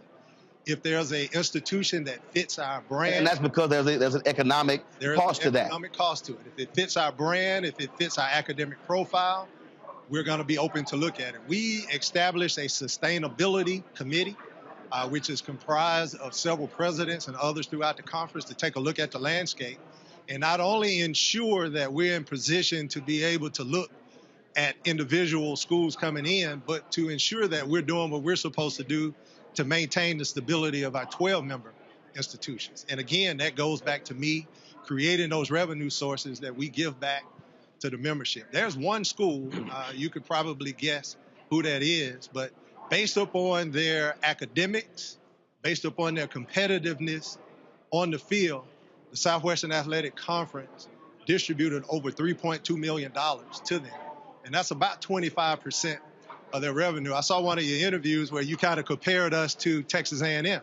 If you look at Texas A&M and what they got from the SEC, they get about 23% of their revenue from distribution. So if you want to compare apples to apples, the Southwestern Athletic Conference is doing for its member institutions what the SEC is doing for theirs. So on that point about distribution, and for people who don't know, are your resources distributed equally among the schools? Well, at the end, once our budget is balanced, it's distributed equally. But there are some unequal distributions based upon competitiveness, based upon what you do academically. We give academic incentives. We give competitive incentives through our sponsors. We put their names on some of your games. You get dollars from that. So we give all of our academic money back. Some conferences do not do that. So we want to pour into our schools. So everybody does not get the same. It's based on your competitiveness. And so you sort of have a scale of different things there. Yeah, so if you go and play in the SWAC championship, you keep that revenue. That was over $1.5 million for Jackson State. If you go to the Celebration Bowl, you get that money. If we put a sponsor on one of your games, you get that money. After all of that's done, whatever the conference office has left over, we equally distribute that money as well. So if you don't win anything, you can get a distribution. Earlier you mentioned something about ratings, linear versus digital, in terms of on ESPN. Talk about that again. Explain what you were talking about. Yeah, ultimately what we have is we had an unprecedented amount of games on linear television with ESPN. How many games did you have on? Yeah, I don't know exactly. I think it was like 12 or 13 that were on linear, and we had another 30 or so that were on digital. But I apologize, I don't know the numbers exactly. But when I looked at the ratings, ESPN, the higher the number on ESPN, the more views you get. Right. ESPNU doesn't get as many views as ESPN2. Smaller distribution. Smaller distribution. But when you looked at our numbers on Plus, we had some games that had more people watching on Plus than we did on those ESPN2 games, which again... Meaning your SWAC games that were on ESPN2. Correct. Got it. Which means that the popularity of our games are through the roof. And, we have this debate about linear and digital. Television is going a lot more digital now. And my point was there are numbers in digital as well as there are opportunities in digital. Your HBCU Go deal, has that been signed? Are there games that are going to be on there? Yeah, it has not been signed yet. It's in the lawyers. Everything has been agreed upon. They have chosen their games. We haven't been able to announce it yet, simply because we're waiting on the lawyers to get all of those T's crossed and the I's dotted. But we expect that to happen here in very short order. Last thing, have you concluded your this back and forth with Urban Edge Networks, or is that still what's the status of that? I'm not going to comment on any pending litigation. So that's still ongoing. Not going to comment. The other piece for you, you're not just about football. So what are you also trying to convey to sponsors in the audience about the other SWAC sports? Well, that we are as strong in the other sports as we are in football. If you look just from a basketball perspective, our net ranking has risen almost 100 points on average. We were the lowest ranked with all 12, and we're still down, but we're starting to build. And that's ultimately how you get out of that 16th seed of the play-in game. We had 2 individuals that were drafted in the MLB draft. We had 2 drafted in football. We had 23 signed as free agents. We have several basketball that have signed free agent deals. So our conference is extremely strong. It's extremely vibrant. If you want to come here and you want to get a quality education, if you want to get on TV, if you want to go pro and you want to make some money, SWAC is the place for you. All right. Well, Commissioner McClellan, good to see you. And long way from Prairie View, but it should be an exciting year coming up for your member institutions. Appreciate it. And thanks for being here. Deion said they plan to dominate, so I'm sure the other coaches are happy to hear that. Hey, I just need a Celebration Bowl win. The regular season for me will take care of itself. You got to take care of business in the Celebration Bowl. Okay. All right, Commissioner, we appreciate it. Thanks so much. Thank you for having me. We'll see you at the MEAC SWAC. Bring our panel back into this, Erica, Reese, and Greg. Greg, I'll start with you. Monetizing our culture. And that's the thing. We're going to talk more about that when we play the interview with Deion Sanders. But this is a perfect example when we talk about our institutions. When we talk about how we operate as the collective. For far too long, frankly, our HBCU sports programs have been wallowing in debt, have been, we can't do this and can't do that.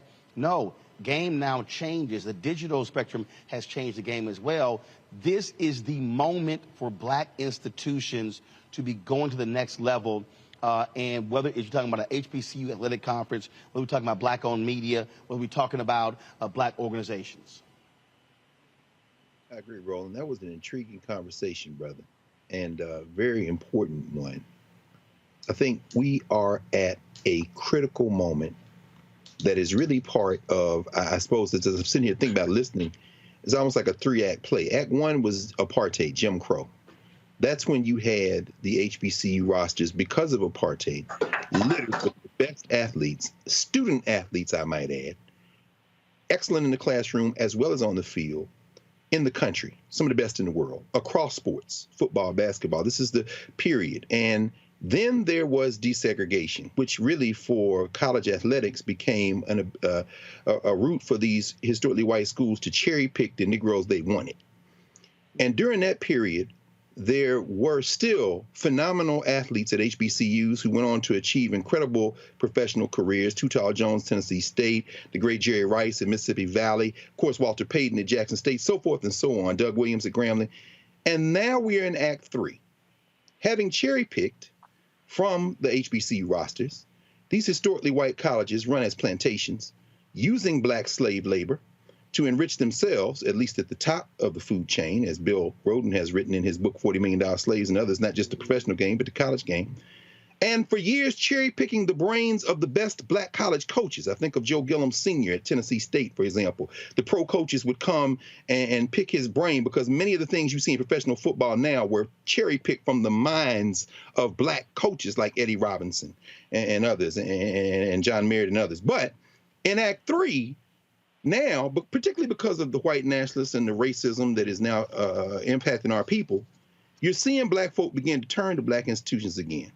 But these people don't want to lose their sugar bear. They don't want to lose their plantation labor. That's why Nick Saban gets mad at Deion Sanders at a point, because you could see a sea change. But what that interview you just did today brings to the fore is the real issue. This is why Deion Sanders' comments the other day about, us maybe looking at traditions differently, it's probably a little bit problematic for me, because those traditions were the same from apartheid through desegregation to this moment of fascination with blackness. And by the way, white bands like LSU and Ole Miss copying HBCU band songs like Talking at the Side of Your Neck. Check that out. What you see now is the SWAC is saying, we will move forward together. See, I don't know that I trust Deion Sanders not to make a leap. Maybe Jackson State does what Hampton did, what Howard had talked about doing. We want to go to a white league, what my alma mater, Tennessee State, made a mistake and did years ago going to the Ohio Valley Conference. But the SWAC is saying, no, we will be. The MEAC, we will be. And even though he can't comment, and he says we ain't going to be coast-to-coast league, I got my eye on North Carolina A&T. I wish Eddie George and Tennessee State could convince them to join the SWAC like we should have done decades ago.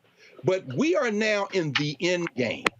We are now in the end game, Roland. And so that interview and the one you're about to show us with Coach Prime are going to be very crucial, because We can't just be now individuals, because these white boys are playing and they realize if this thing goes left institutionally, this whole structure of plantation labor could collapse. And make no mistake, they will start making overtures. They already have, I'm sure, to Coach Prime at Jackson State. They'll start making overtures to Grambling and say, well, why don't you leave them other Negroes and come join us in this revamped Big 10 or Big 12? The day, it may not be that far off. So that interview today, man, I think that should be played on a loop for us to understand. Individuals don't beat institutions. Yeah. Reese, we're gonna unpack this thing further for the interview I'm gonna play next with Coach Deion Sanders. But what we're talking about is literally what we're doing here at the Black Star Network, what we're seeing happen in other ways. What I keep yelling and screaming to black people is that we have made other people uber rich off of our culture. Yeah. And if there is any moment for us to say, how about we make ourselves rich? How about we employ ourselves? And again, that quote from the nation's first black newspaper, we wish to plead our own cause, too long have others spoken for us. I mean, this is the moment. And so this is why every school, every athletic director, every president, every coach, every alumni president must be looking at this thing differently, trying to say, let's go out and get the best and the brightest of African Americans who are lawyers and accountants and media experts to know how do we get our full worth in this moment. Absolutely. I mean, I think Dr. Carr laid it out. I mean, the difference between the success is going to be if people use it as a launching point or if they use it as a point to rise together. Unity is the strongest and yet oftentimes most untapped part of the black dollar, of the black coolness, of the black factor, black culture. And so if Coach Prime and other coaches that are starting to see success, if they can stick with it, they can help really usher in a whole nother chapter where it's not looked at as a junior kind of league. I'm not saying, I'm using it in a non-sports probably way, but it's not looked at as, but the way you use it is proper, because it's the same way folks said to me, I didn't have a real show because it was on TV One, even though we shot it at NBC News Channel, which is where right now, where NBC does all their shows out of DC, is the exact same studio where I did my TV One show. Right. But black people were like, "Oh, you're not real or legit." That's a mindset that we have accepted because of what they have always told us. That's right. Exactly. And too often we're too excited to see black people that are the cool in the white spaces, when we could support black people when they're in the black spaces. And so I think that this is a really powerful moment. I think we've seen a lot of the momentum die down from this so-called racial reckoning, but I'm glad to see that this is one area, particularly as it relates to HBCUs and, HBCU sports or the SWAC conference, where, it still seems to be going in the right direction. But the people are watching and they're paying attention. And as soon as we start to get our act together, as soon as we really start to realize the power that we have, that's when they want to swoop in. So if we can stay united, this could be a game changer. And this could be the new cool. This could be what people are looking toward, instead of saying, that's just the black conference over there. That's right. Yep. Erica? Yeah, I mean, Dr. Carr referenced the book. I was very proud to be able to pull it off my shelf. I read this book probably about 10, 12 years ago, and it definitely shifted my outlook on how I saw black athleticism. And to Reese and Dr. Carr's point, we look at blackness and we're the blueprint. We are the standard. We are first. And so from the top of our head, the crown of our heads down to the soles of our feet, we see our culture, we see our likeness, we see our image, we see it duplicated in so many different areas because we pay the price of coolness for then everybody else to swoop in and colonize it, to take advantage of it, monetize it, to make it seem as though it's always been there and it's always been cool when black people actually paid the price for it. You know, I think about growing up on HBCU campuses, and I think about my late grandmother, who was the first college graduate in our family. She was at a then Albany State College, and we had a big tradition at my hometown of Albany, Georgia, now Albany State University, of everybody coming home for homecoming. And that was such a huge deal. So being raised, even though we were a Marine Corps family, knowing that we were going to come home for homecoming every October and see people and be immersed in the culture, the swag surfing that was happening even before the song dropped out years ago, seeing the dancers, the camaraderie, being on the yard, was all, as a little kid, even more powerful. And it makes me think about NYSP, the National Youth Sports Program, which was prevalent along HBCU campuses. And so those of us that were young people, we spent summers at NYSP being really baptized in HBCU culture, getting a taste of what was to come before us if we did choose to attend college. So I think that, you know, what is before us is, as Greg and as Reese and as you said, Roland, is a real opportunity to say that this is ours. And no longer will you continue to create $40 million, $400 million, $251 million slaves. This is ours, and you can't have it. So I think that this is an excellent opportunity for us to stand our ground if that is the path that we choose to move forward on. Yes, teach. Folks, many of you have heard me say, I'm tired of us having surviving conversations. I want us to have thriving conversations. Well, that pretty much was the discussion that Coach Sanders and I had today. And let me set this up for y'all. So I was actually interviewing Jackson State's athletic director, Ashley Robinson. And so Deion, being Deion, he sees us. So he literally walks over, grabs one of our Roland Martin Unfiltered Director's chairs, and just decided to walk himself into the interview. And so here's that conversation. I think your aunt's about to get busted up. I see. I see. So he just busted up your interview. But you know, that's what Coach Prime do now. We like to bust stuff up now. I told him I didn't know whether to get on my knees. Hold on, get past the mic. I didn't know if to get on my knees and bow or do the Dougie when I saw him. That's how good he's looking. Then I had to hit him with the cobalt blue socks you too. Did. You know, you did that. I'm sure Snoop would be very happy. Yes. With the look. Yes.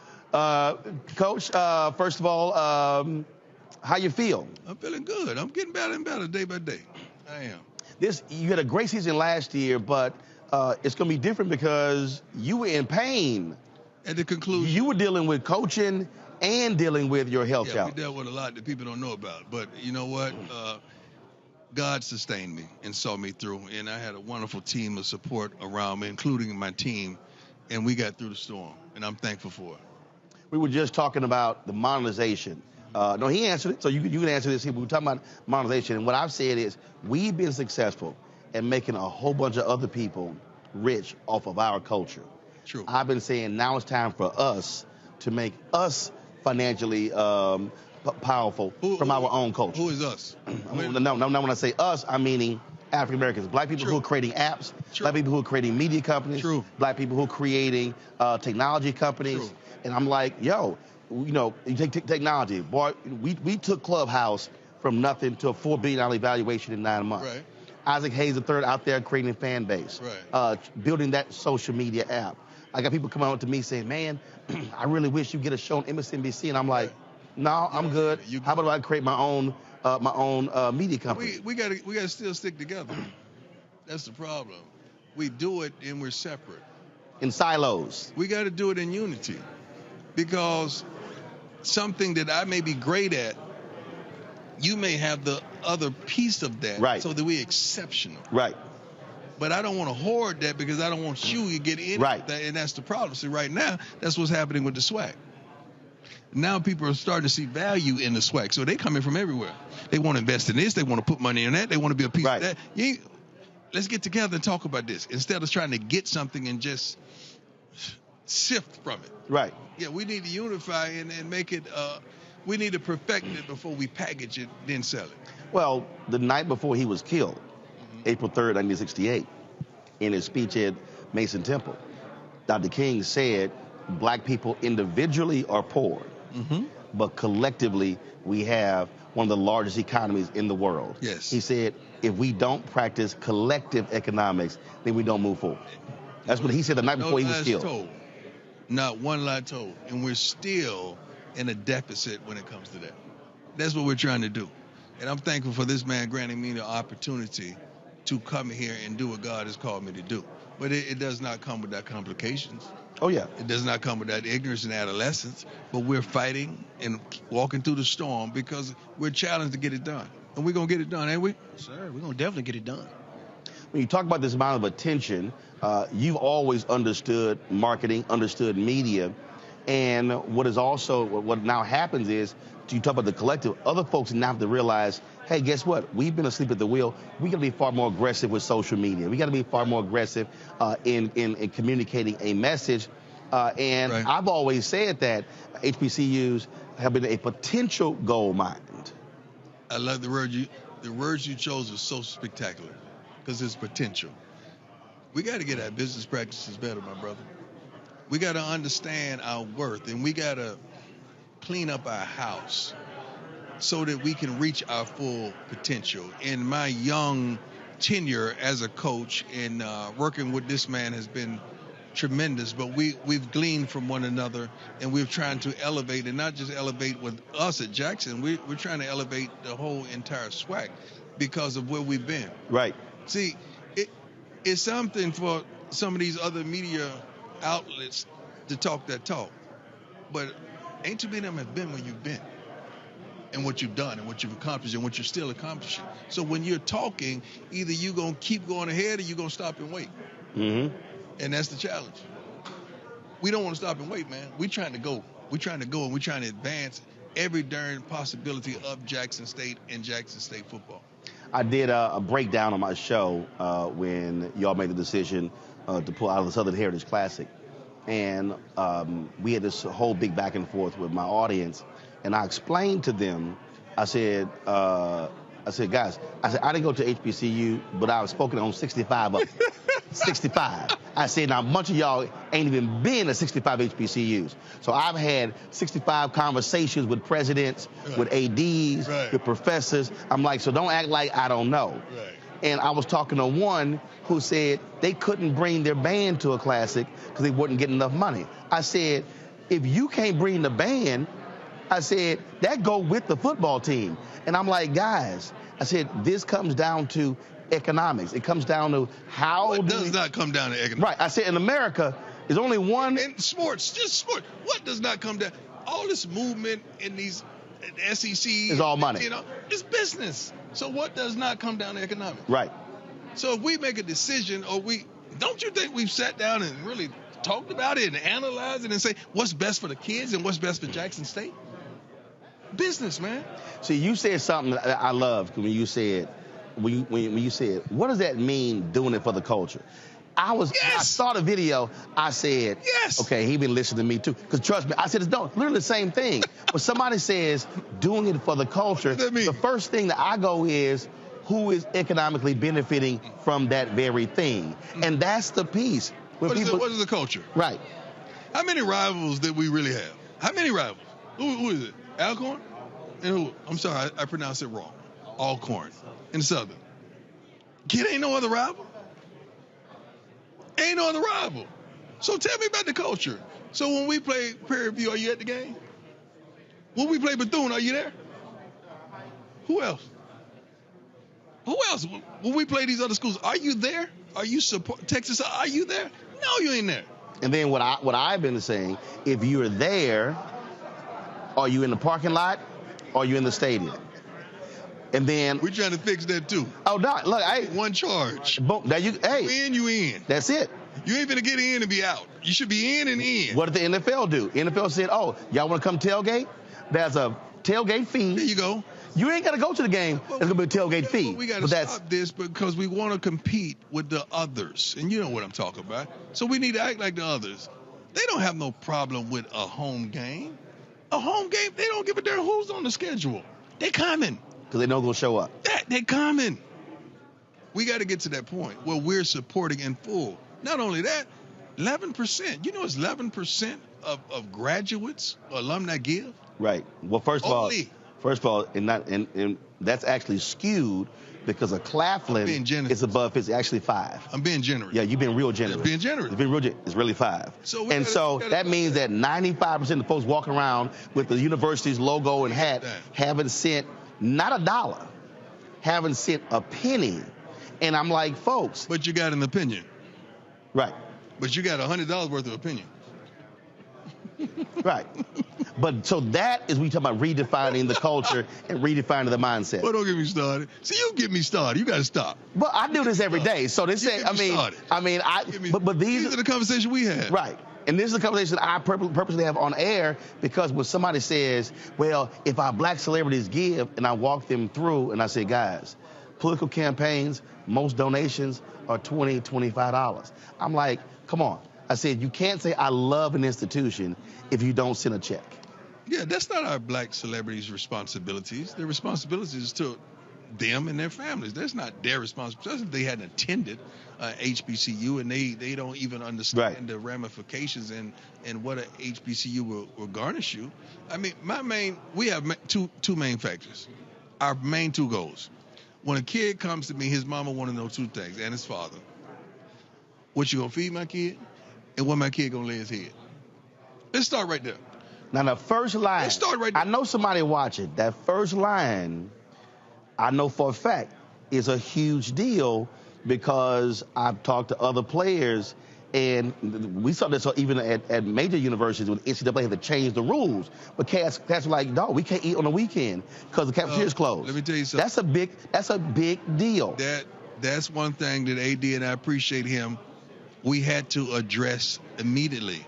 And now I'm looking through, my reminders or whatever on social, and I'm hearing that HBCU's attendance has skyrocketed. Yes. Skyrocketed. But guess what hadn't? We don't have anywhere to put them. There you go. Housing. We're lacking housing, not just at Jackson, but everywhere. Right.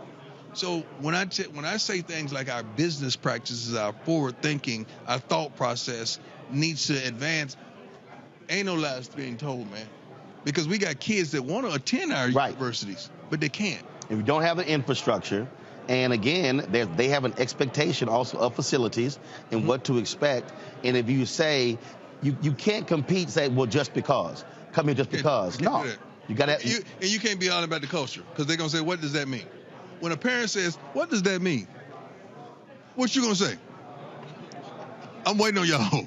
Tell me what you going to say when a parent say, when I say, well, don't worry about the housing or the, or the food. We have a culture. Coach Brown, what does that mean? I can't eat culture. Let me start. We're going to get in trouble. No, look. We're going to get in trouble. But what we're talking about here is real. Literally, what I've been laying out on my show, actually, is nearly all of our black institutions. I'm talking about black newspapers, churches, HBCUs, organizations. And again, it comes down to if you've never been used to sitting at the table of power, then you don't know what to ask for sitting at the table of power. We've gone in and asked for small amounts as opposed and with a head down. Trust me, look, Doc, I'm telling you, 2 hours a day, I'm on this every day. We hadn't even spoken, man. And you are right on it. I could pull out my darn phone and go to notes, and you are right on it. Ain't no lies being told. And that's the thing that hurts us the most, because this is what we're trying to do. Yep. This is all we wake up for. And it's hard because you got our own people like, Ron, what you doing, dog? And I'm like, I'm not asking for no $15,000 when my value is $150. I don't mind fighting outside the house, but when I got to fight in the house, that's a problem. Yeah. That's a problem. That's what every marriage out there. Ain't even a fight in the house. Right. That's a problem. Yeah. Yeah. Oh, absolutely. Got to ask you a football question before you get out.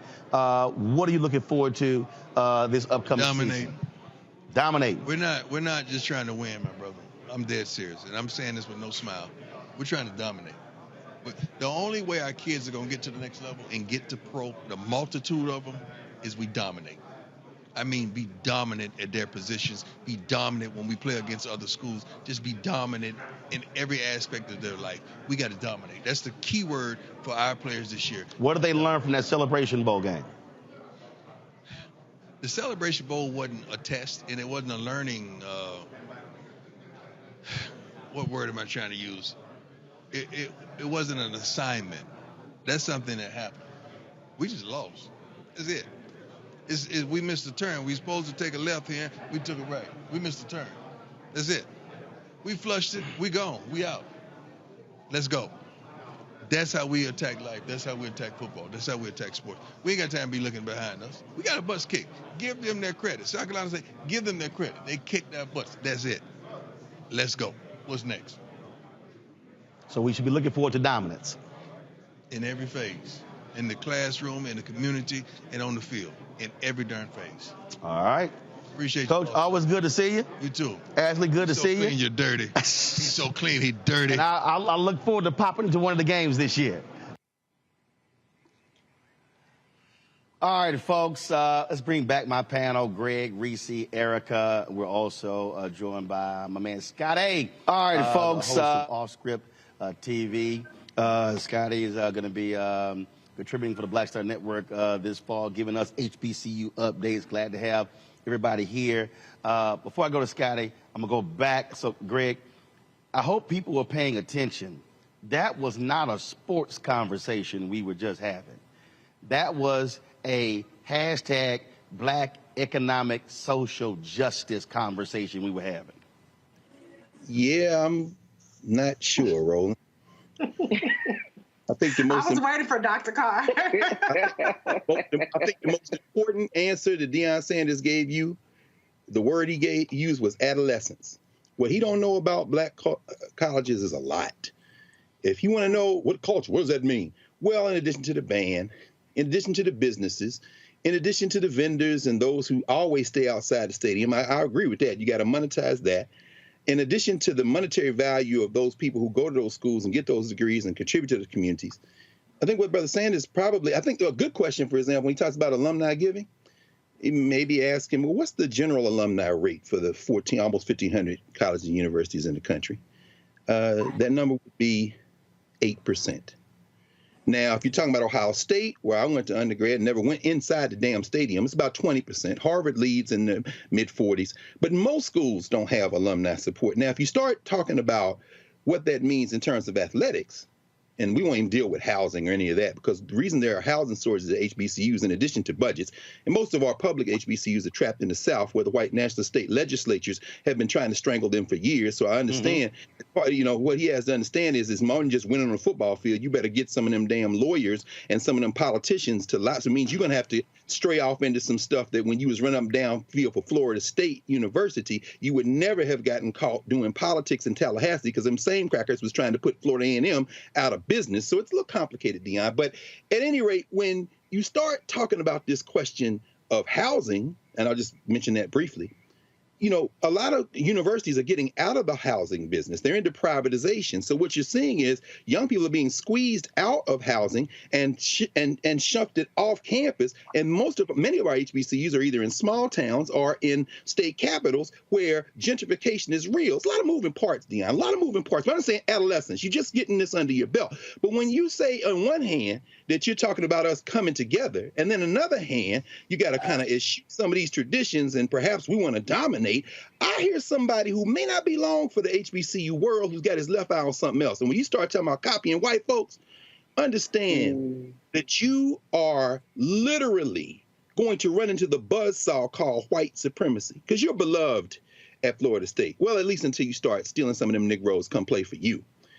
Now, the problem, however, is when you look at the culture of these schools that you want to join on the athletic side, their absolute culture is based on white nationalism. When Tennessee State joined the Ohio Valley Conference, for example, one of the reasons the OVC wanted Tennessee State is because black folk would travel to see Tennessee State. White folk weren't coming to Nashville, and they have never come to Nashville. Now, when he says we ain't got no rivals in the SWAC, now I know them Grambling boys were somewhere around listening, but my point is this: what the hell does that have to do with the culture of HBCU rivalries? We don't have no rivals. We ain't talking about Ohio State versus Michigan. I know you talking about Florida State versus Florida, but it ain't just Alcorn. It ain't just Jackson State. You're talking about a culture. And it's very clear to me, if you go to downtown Grambling, and I've been there several times on a football day, all the businesses get fed, and ain't nobody doing anything other than when things stop when Grambling plays football. I don't care who's in the stadium. Deion has a lot more to learn, and I'm afraid we might be looking at somebody who may not be long for the HBC world. I don't know what I was listening to there, Roland, in other words. Well, so I'll unpack it. And I'll bring in Reese, Erica, and then we'll bring in Scotty. So here's why I frame it that way. One of the advantages, I believe, in not coming from the HBCU world is that you do look at things differently. And if you look at a lot of the videos that he's posted, when he's talked about campuses, how they're being kept up, when he visited Mississippi Valley State, when he literally showed the practice field that folks thought was just like an abandoned area, what he's been doing, which I believe is effective, is also exposing the shortcomings of why are our universities looking like this, but across the street they're looking like that. And one of the things that he's also done, and again, I know this from personal experience, where I've had people say, well, this is how we do it at HBCUs, and you looking at it going, yeah, but you're broke. And what is happening is, because Florida A&M dealt with that, the AD they just fired, who was bringing in business practices. He wasn't bringing in HBCU business practices. He said, no, this is a business practices that are period. Because they ran a deficit for a decade, he was like, you can't run a deficit. All of a sudden they go into profitability. And so it's forcing some folks to get out of, well, this is how we've always done it.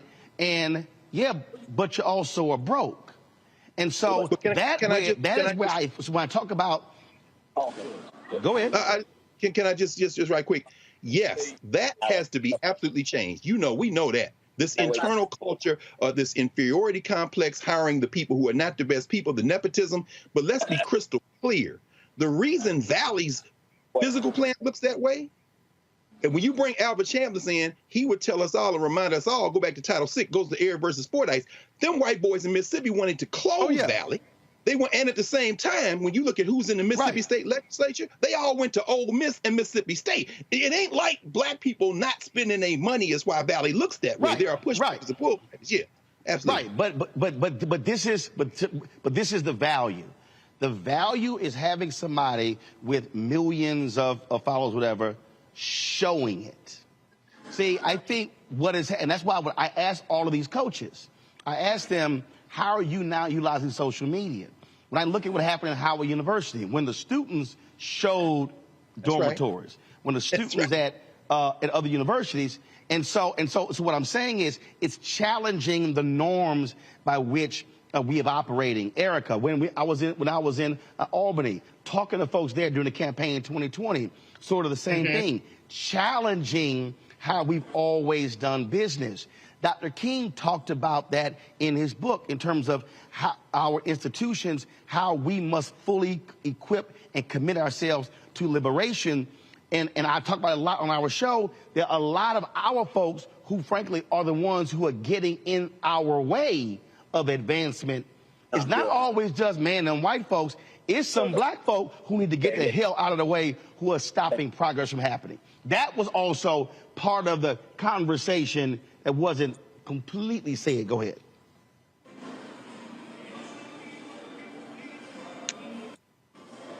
Erica, go ahead.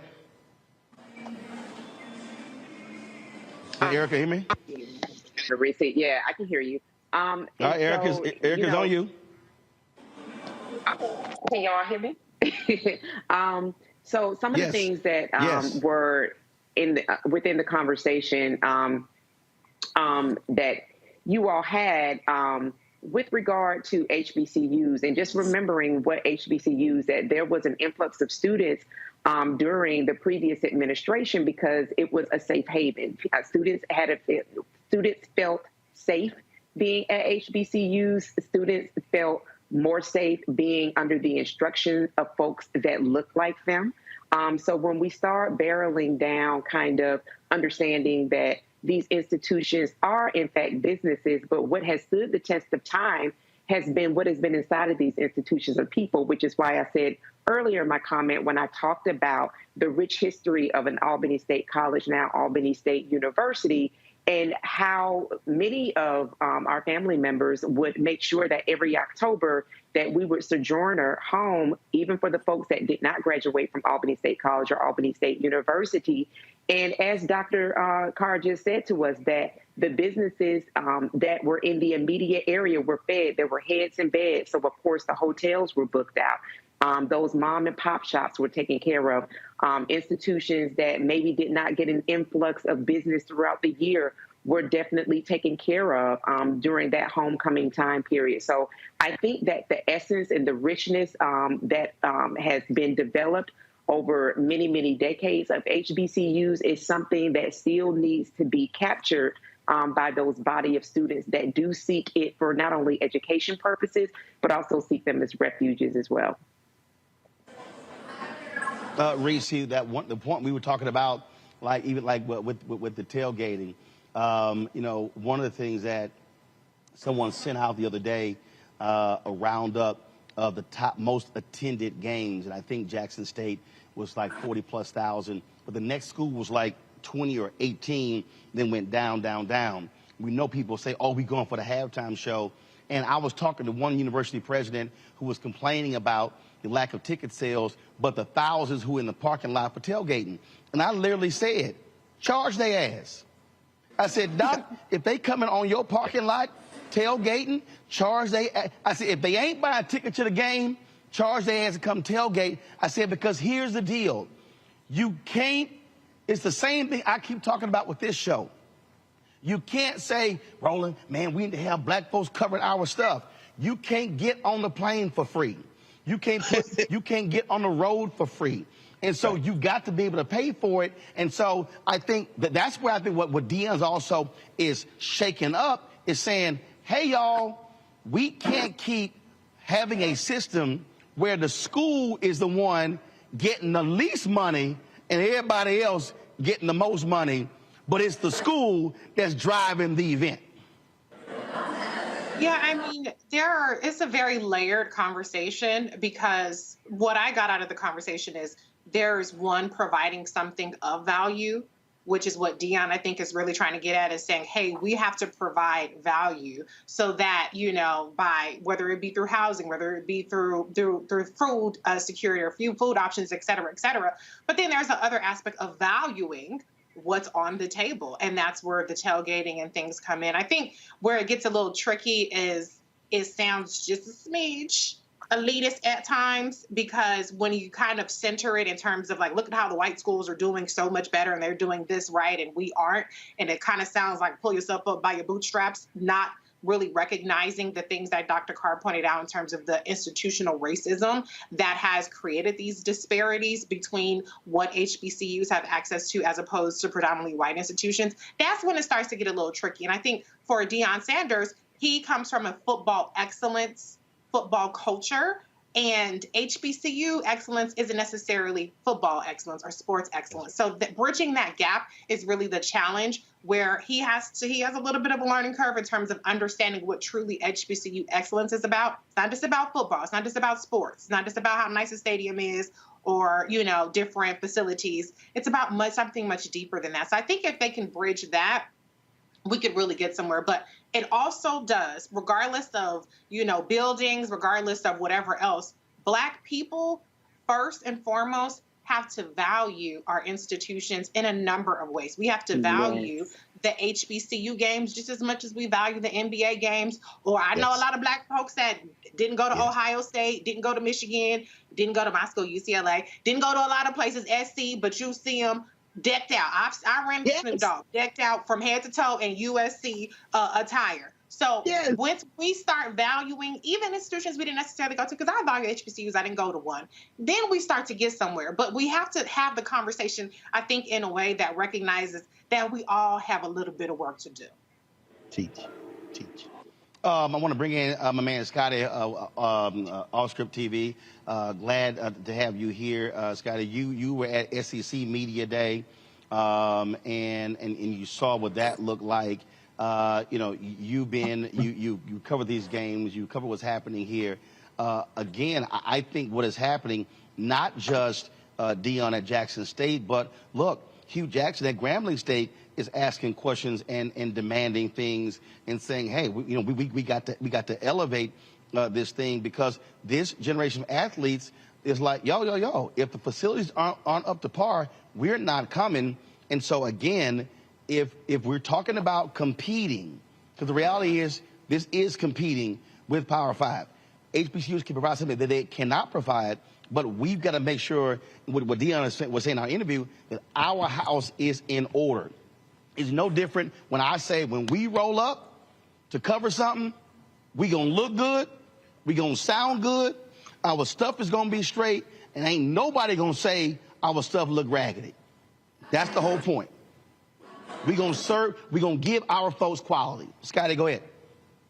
For me, and I apologize for the background, I'm at a mixer, but for me, it's what I always get when I talk to HBCU alums is they always talk about what they are or what they can be, but they're not cultivating their backyard. You're not getting every ounce of what you have right now. You're signing bad contracts. You're getting into bad deals. You're doing bad decisions, but yet you want to move and grow forward. You know, they always say, why do lottery winners lose all their money in the next 3 or 4 years? It's because their mindset never changes. They don't understand what it's like to have that influx of money. You still keep doing the bad habits. So yes, if there's an influx of alumni giving, are there going to be better management of funds? Are there going to be better management of how things are getting placed and getting distributed? Those are the things you have to worry about. So HBCUs need to be focused on getting the infrastructure together, getting the right people in place in the office to then do what you're asking and grow from there. So, on that particular point that you raised there, that was why when I asked Commissioner McClellan, in terms of your ESPN deal, your deal with HBCU Go, how are you driving the additional revenue sources? Because at the end of the day, broke is broke, and you simply cannot be having a thriving conversation if you're in constant survival mode. And so that really, I think, is forcing a change in how people are approaching and viewing how they're building these athletic departments.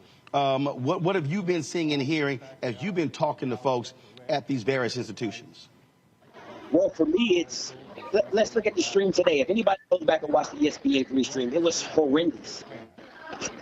SEC Media Day would have never looked like that. So you're allowing ESPN3 to treat you any type of way.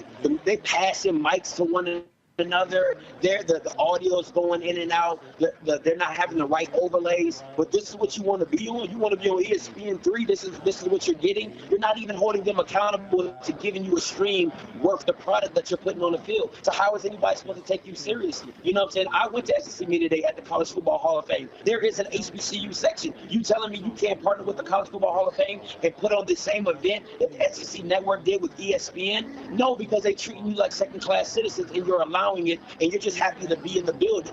So if anybody wants to believe or say, oh, ESPN is doing so much, what are they really doing for you? Because what I saw were a YouTube stream and your stream, Roland Martin, both outclassed the ESPN3 stream that you were so proud to be on. That doesn't make any sense.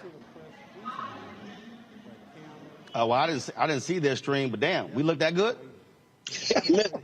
The sound was better. The shots were better. I mean, it was the overlays for the band. And you brought an aspect that ESPN3 didn't even have. And when you're on I don't want to say nationally, but when you're on a digitally televised event and the coaches are passing the mics from one player to another because it doesn't work, something's not right.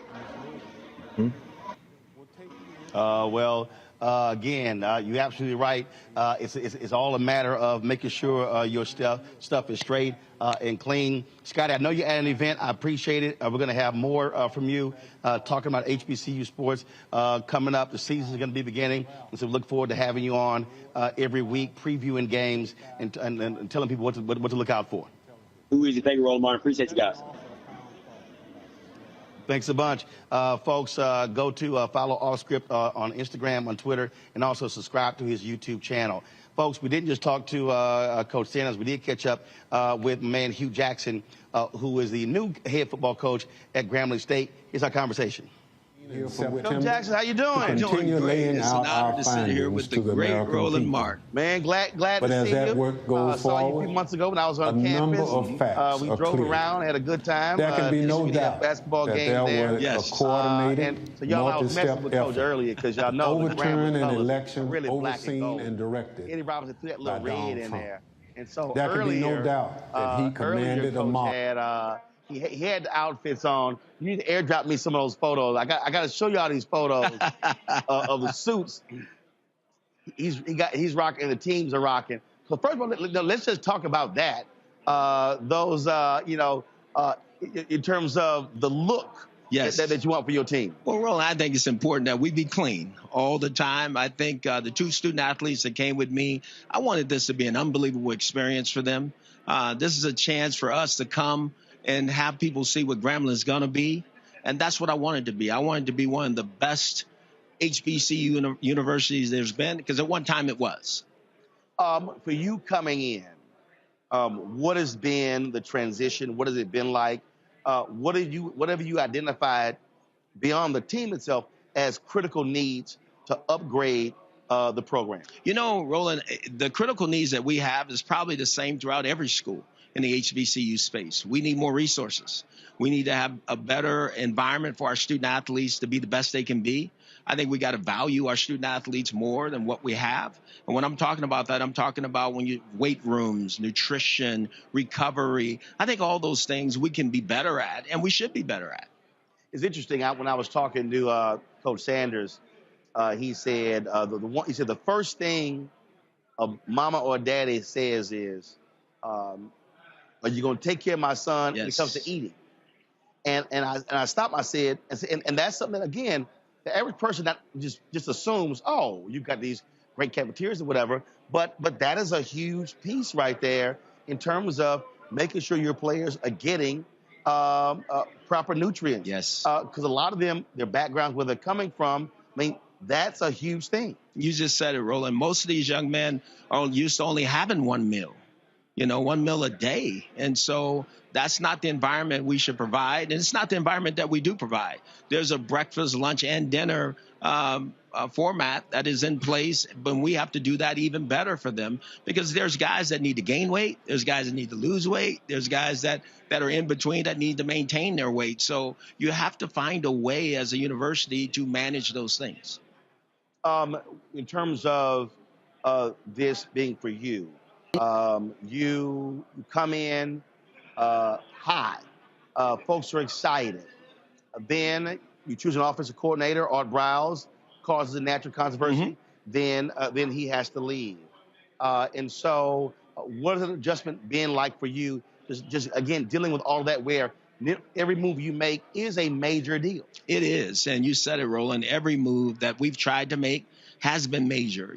Before there was Art Browse, there was Ted White, who left to go to Houston Texans. He was my coordinator. And then there was Art. And so I just made a decision after Art that I'm going to go back and do it myself. When you take these jobs, you want to be involved in everything as the head coach, because you should be. But at the same time, when you see a need in an area, you have to take that on. And that's my expertise. And so I'm going to be the coordinator as well.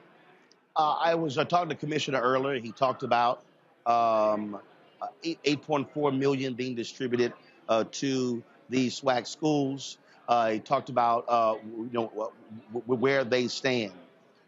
You don't just bring a coaching background. You also bring, by being in the NFL, understanding that is a $15 billion a year enterprise. And so how have you been weighing in on the conference, saying how it needs to elevate itself to monetize these HBCU schools? It's interesting, Roland, because now is the time. You know, that's what the National Football League did. They looked at it and they grew together, made a decision. We're going to work together and build it. And they've become legendary. The National Football League will be legendary. Now it's time for the HBCUs to do the same.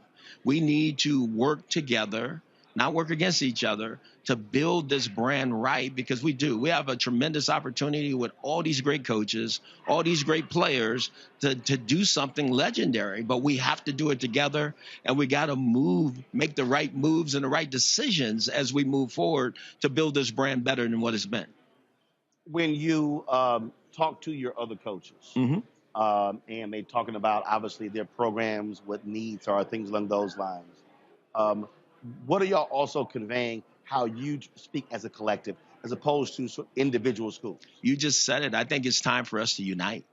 I think every coach, we all have things that we need. We all have things that we can do better.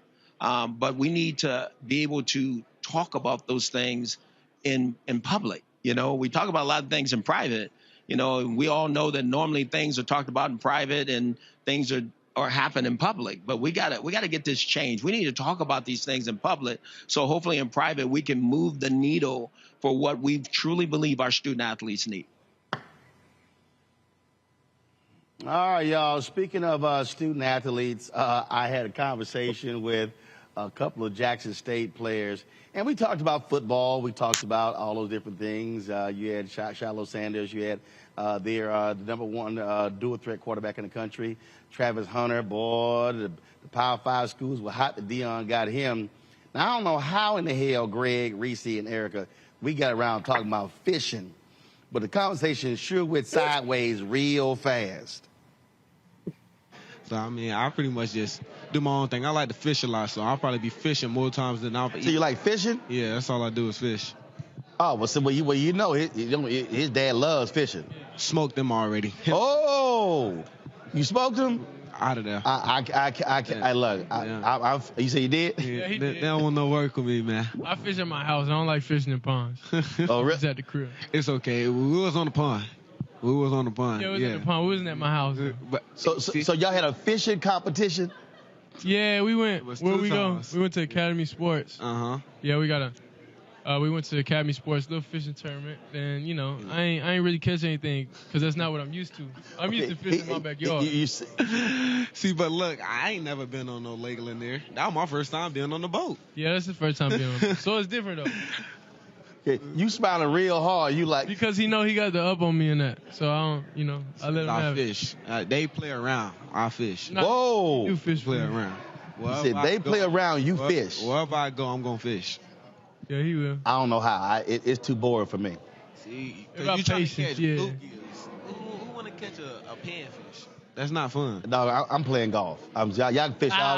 Y'all can fish all day long. I'm gonna make me some birdies. No, I can't do that. I can't agree with the golf. Man. My QB coach just started doing that. You can't agree with the golf, man. You know the folk I've connected with in golf around the world. That's a lot of connections. That's different though. That's different though. Like you said. I'm not. I like doing stuff I like to do. I know me going on a golfing course. That's not what I want to do.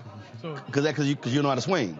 See, but look, you don't know how to fish. That's why you don't like fishing. No, I fished when I was young. I fell asleep. It was too boring. It's too slow. Because you don't know how to fish. Yeah. Well, y'all fish fast? Is that what you say? Yeah, I fish fast. Yeah, we catch. Okay. Fishing, we catch. All right. We're going to catch. What time you got to get up in the morning to go fish? It don't matter what time. No, it don't matter what time. As long as you use the right thing, as long as you know how to fish, you're going to catch a fish. No, dog, I got to play golf. Y'all had that. I'll be on the golf. I'm going to catch birdies. I'm going to catch birdies. Just invite me to the golf course and I'll fish your ponds for you, all right? Huh? Yeah, he'll fish in the pond. Well, we'll see what that golf swing look like. So, yeah, we'll see what that. I can do a little something. I can't do too much. Okay, well, I can. I'm a 6.5 handicap. Never mind, you got that. I don't even know what that means. You know what that means? That means I'm damn good. Oh, okay. that means I can golf my ball. The only golfing I do is Top Golf, man. That's it. That's the only swing I can do. Video, Instagram, Deion Sanders Jr. Go check it out. Man, come on. That ain't golf. What is it? It's all good. I'm going to put my Top Golf clip where I hit the ball far on my story today. Y'all go check it out. Did he go straight or did he go far left or right? Straight. What you mean? Yeah, okay, yeah. I ain't say I was consistent with it, but I hit one. Oh, okay, all right. I'll be looking forward to that video, seeing that particular video there. So, yeah. So, okay. So with this fishing thing, do y'all have y'all plan on having a competition during the season or? No, not during the season. See, we playing football during the season. Yeah, we always on football during the season. Then, yeah, but I'm saying, like I said, over a break, maybe a bye week or something, I'll tell him, come to my house, throw him in that pond, man. Let him do what he got to do. Cook some fish, have the chef come over, do what he do. You don't seem to be. Look, he got a chef. Yeah, I'm cooking my own fish. You don't seem to be sold. I'm doing all that myself. So you gonna scale it and do all that? I'm doing all that. Well, that's what I'm saying. You could do it. But I ain't gonna trust what you're doing, though. Don't trust it. We can eat like a family, though. I'm gonna eat my fish, you eat yours. Yeah, for sure. Right? But see, what your deal is, what you're saying is, he talking about in the backyard. Your deal is, you can do it anywhere. Yeah, I'm anywhere. I can go in his backyard and smoke him in his own backyard. Ooh. Nah, he probably can. That's the thing. Like what I'm saying, I'm not gonna talk about something I'm not like great in. I can fish, but I'm not great in fishing. Gotcha. Well, just like I said, golf. Just so you know, that's a golf swing right there. Just so you know, in terms of how you gonna stroke the ball, hit this thing down the fairway, finish. I did that yesterday. I was asleep though, but I did it. Oh, you was asleep. Yeah, I did it. Right. You had that golf turn with that boot on your foot, huh? Yeah. Okay. All right. I was asleep. Yeah, you were asleep. That precisely it. All right, gentlemen. Good to see you. Good luck this season, and look forward to seeing how you perform on the field. Thank you. All right, and let's.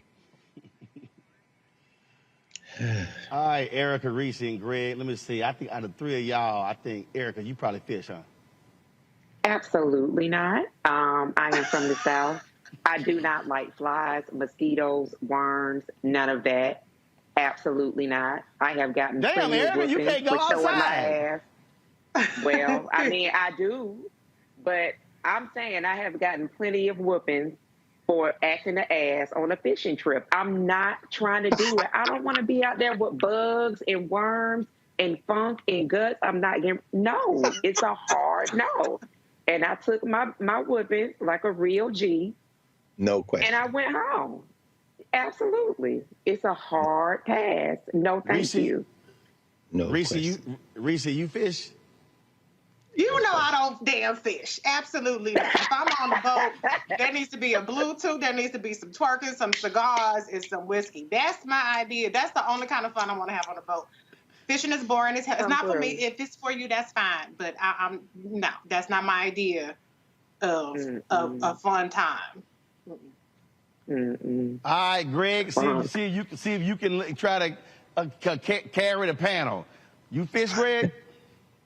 I haven't been fishing in years, but I can and have fished, and part of it is I left the South because it is a fishing culture, and Erica such gets. You know how it is. My daddy, my Uncle Aaron, they get to Georgia, and them Negroes pull out that ice chest and fill it up whatever they drink. Lord. If we was little boys, they wouldn't even trust us with the reel. They gave us them cane poles. I remember 5-6 years old. That's the first time I ever seen us. That's the first time I ever seen a squirrel skin. My Uncle Doc standing there around everybody. He skinned that squirrel with that knife, and I'm standing there looking at him like, man, I guess this is what it takes to be a man. I must have been 6-7 years old. But I'm saying I have to say that it makes me think of the late Greg Tate, who edited a book called Everything But the Burden. You see, that conversation that them two young brothers were having is exactly the kind of thing white folks love. Them old Southern boys, they like that kind of thing, but they didn't show that check.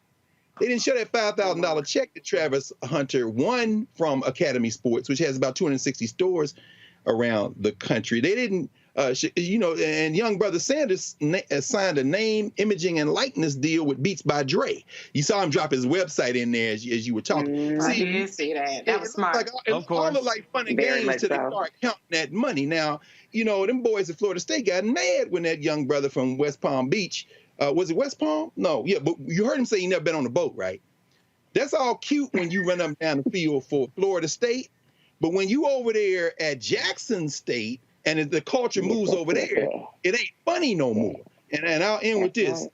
Yesterday, I was in class, and I told you I got these freshman basketball, football, and volleyball players, women and men. We in Douglas Hall at Howard, and we're in class, and a bunch of little kids walked by the back of the classroom. And I said, who are those kids? One of the brothers got up, found out, and then, they here visiting. They're from Southeast D.C.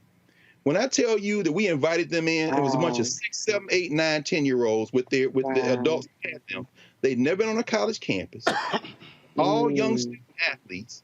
And we spent the next hour just letting them talk about what they wanted to do with their lives, how these are young freshmen and freshmen, women and men, ball players. And when I tell you the way their faces lit up and the way they had that conversation, the conversation y'all had, I want to see a conversation like that is tied to the institution, so that what we see is they're more than just ball players with interesting, colorful stories. Hell, that's what integration wanted. What we really have to do is channel that into the institutional strength so that children can say, I want to go to Jackson State instead of wearing all this paraphernalia. I want to go in there. I know how to fish, man, but now we not only need people who know how to fish, we need some sports stores other than 5,000 check handing out Academy Sports. I need to become a lawyer so I can learn about name, imaging, and license so that, you know what I'm saying, so it ain't just Beats by Dre. And that, brother Sanders, the coach that is, that's the culture, brother. That's what we mean by the culture. Anyway, but I'll stop. Exactly. And I just want to add to what Sandy, Greg said when I talked about NY. If I could just add quickly, that was the importance of NYSP when you talked about that. Made me think about what I mentioned before earlier. Having those athletes, and then we were on campus as well. And it would be great to see the statistics of the number of people that decided to attend HBCUs, primarily Albany State University. But the impact of being on campus for an entire summer with that student body, it leaves an indelible mark, and I know it will to those young folks as well too. That's right. Sandy W on YouTube says, to be truthful, Dr. Carr was probably reading a book in the boat. I wasn't in the boat. No, I'm not getting in the boat. Hey, man, let's be clear. Fishing, Roland, you told them with golf. Just like golf not a game, fishing not a game in the South, baby. Now, I told you they gave us the cane poles. We didn't get the good reels. They ain't mess around. No, sir. Yeah, now, and you had to cut your own sugar cane pole. Well, look, do understand. Just like they serious about fishing, I'm serious about golf. My plane landed at 8:42 yesterday in Birmingham. I got my bags by 9:15. I teed off at 10:55. And so I got in 18 holes, shot a 38 on the front, a 42 on the back. That's an 82. Some of y'all out there just saying, bring your ass if you want to play. Trust me, I take all your mortgage and your rent money. So had a good time, and so I'll be back in D.C. tomorrow. I got to go. The folks at the Birmingham Association of Black Journalists, they are having a reception for me and some of the other folks who are here in town. So we're gonna swing by there right now. Let me think. I'm gonna run my man the John interview, the John Grant interview for ESPN. We run it tomorrow on today's show. If y'all want to actually see our entire coverage of SWAC Media Day, just simply go to the Black Star Network app. You can see all of it. We actually carried it live, and so that's why we do what we do. And I'm gonna have to go look at the ESPN3 coverage to see what Scotty was talking about, so I can see what it looked like. But y'all understand how we roll and how we do what we do. We want to do more of this. We would love to financially be in a position to go to the CIAA Media Day, the MEAC Media Day, and all the other conferences to be able to give that sort of coverage. Because I keep saying this, y'all. I keep saying this. We don't have to keep asking them to cover our stuff. That's right. You heard what Scotty said. How our stuff looked, how ESPN stuff looked, and we ain't got Disney money. Oh, but if I did, you would know what would happen. And so this is why when y'all hear me fighting and advocating for us to get black-owned media dollars, it's to be able to do this, to send crews, and not just me. I can't go everywhere, but to hire other reporters and hosts and be able to do these things. And so that's why we do what we do. That's why we advocate as hard as we do, because this is about covering us. I mean, coming up, we're going to be, I got the email, I already knew about it, but for Saturday, Rock Nation is, just so y'all understand, again, I'm going to walk y'all through this, and this is just literally the next 7 days. Just so y'all understand, when we talk about blackness and what happens in black culture in terms of what we do when we talk about the culture, okay? So the folks at Rock Nation on Saturday, Rock Nation and the United Justice Coalition are having their inaugural social justice conference. Now, they got a bunch of folks on the list: Yo Gotti, Charlamagne the God, Ben Crump, Letitia James, Soledad O'Brien, Dr. Bernice King, the families of Eric Garner, Botham Jean, Antoine Rose, Terrence Crutcher, and others. They're talking about one big guest.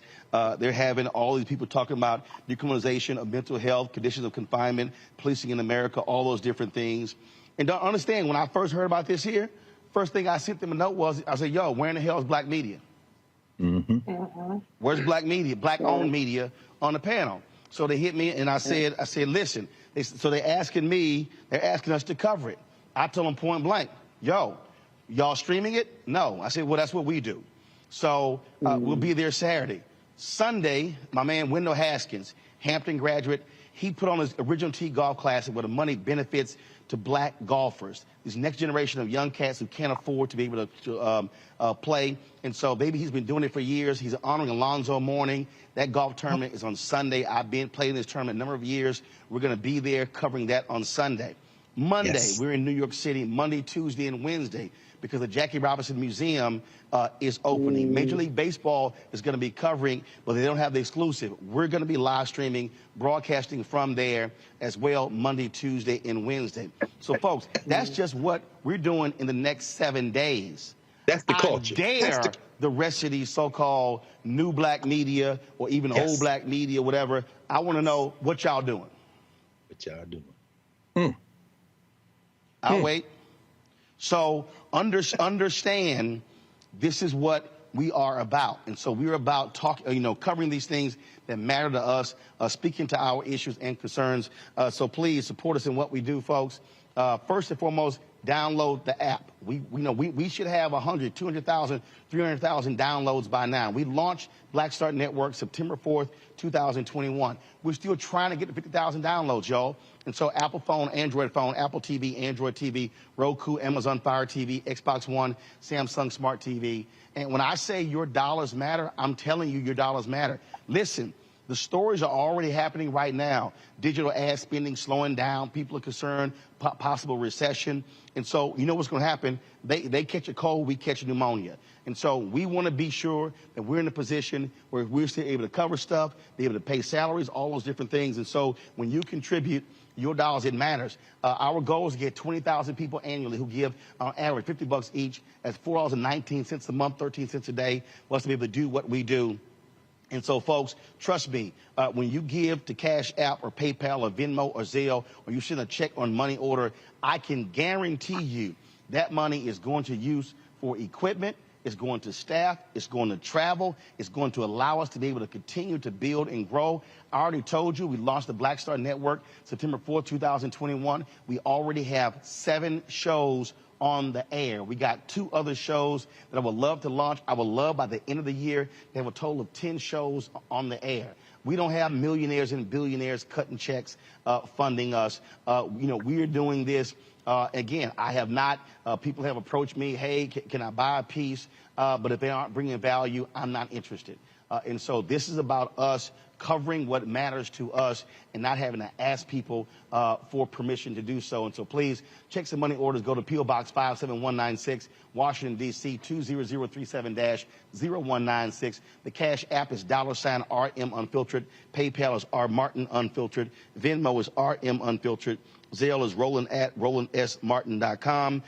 Folks, the January 6th committee, their hearings have taken place. We are live streaming that as well. And so all you got to do is, when we sign off right now, click over to our other stream and watch the January 6th committee hearing right here on the Black Star Network. I'll see you guys back in D.C. tomorrow. Talk to you later. Holla!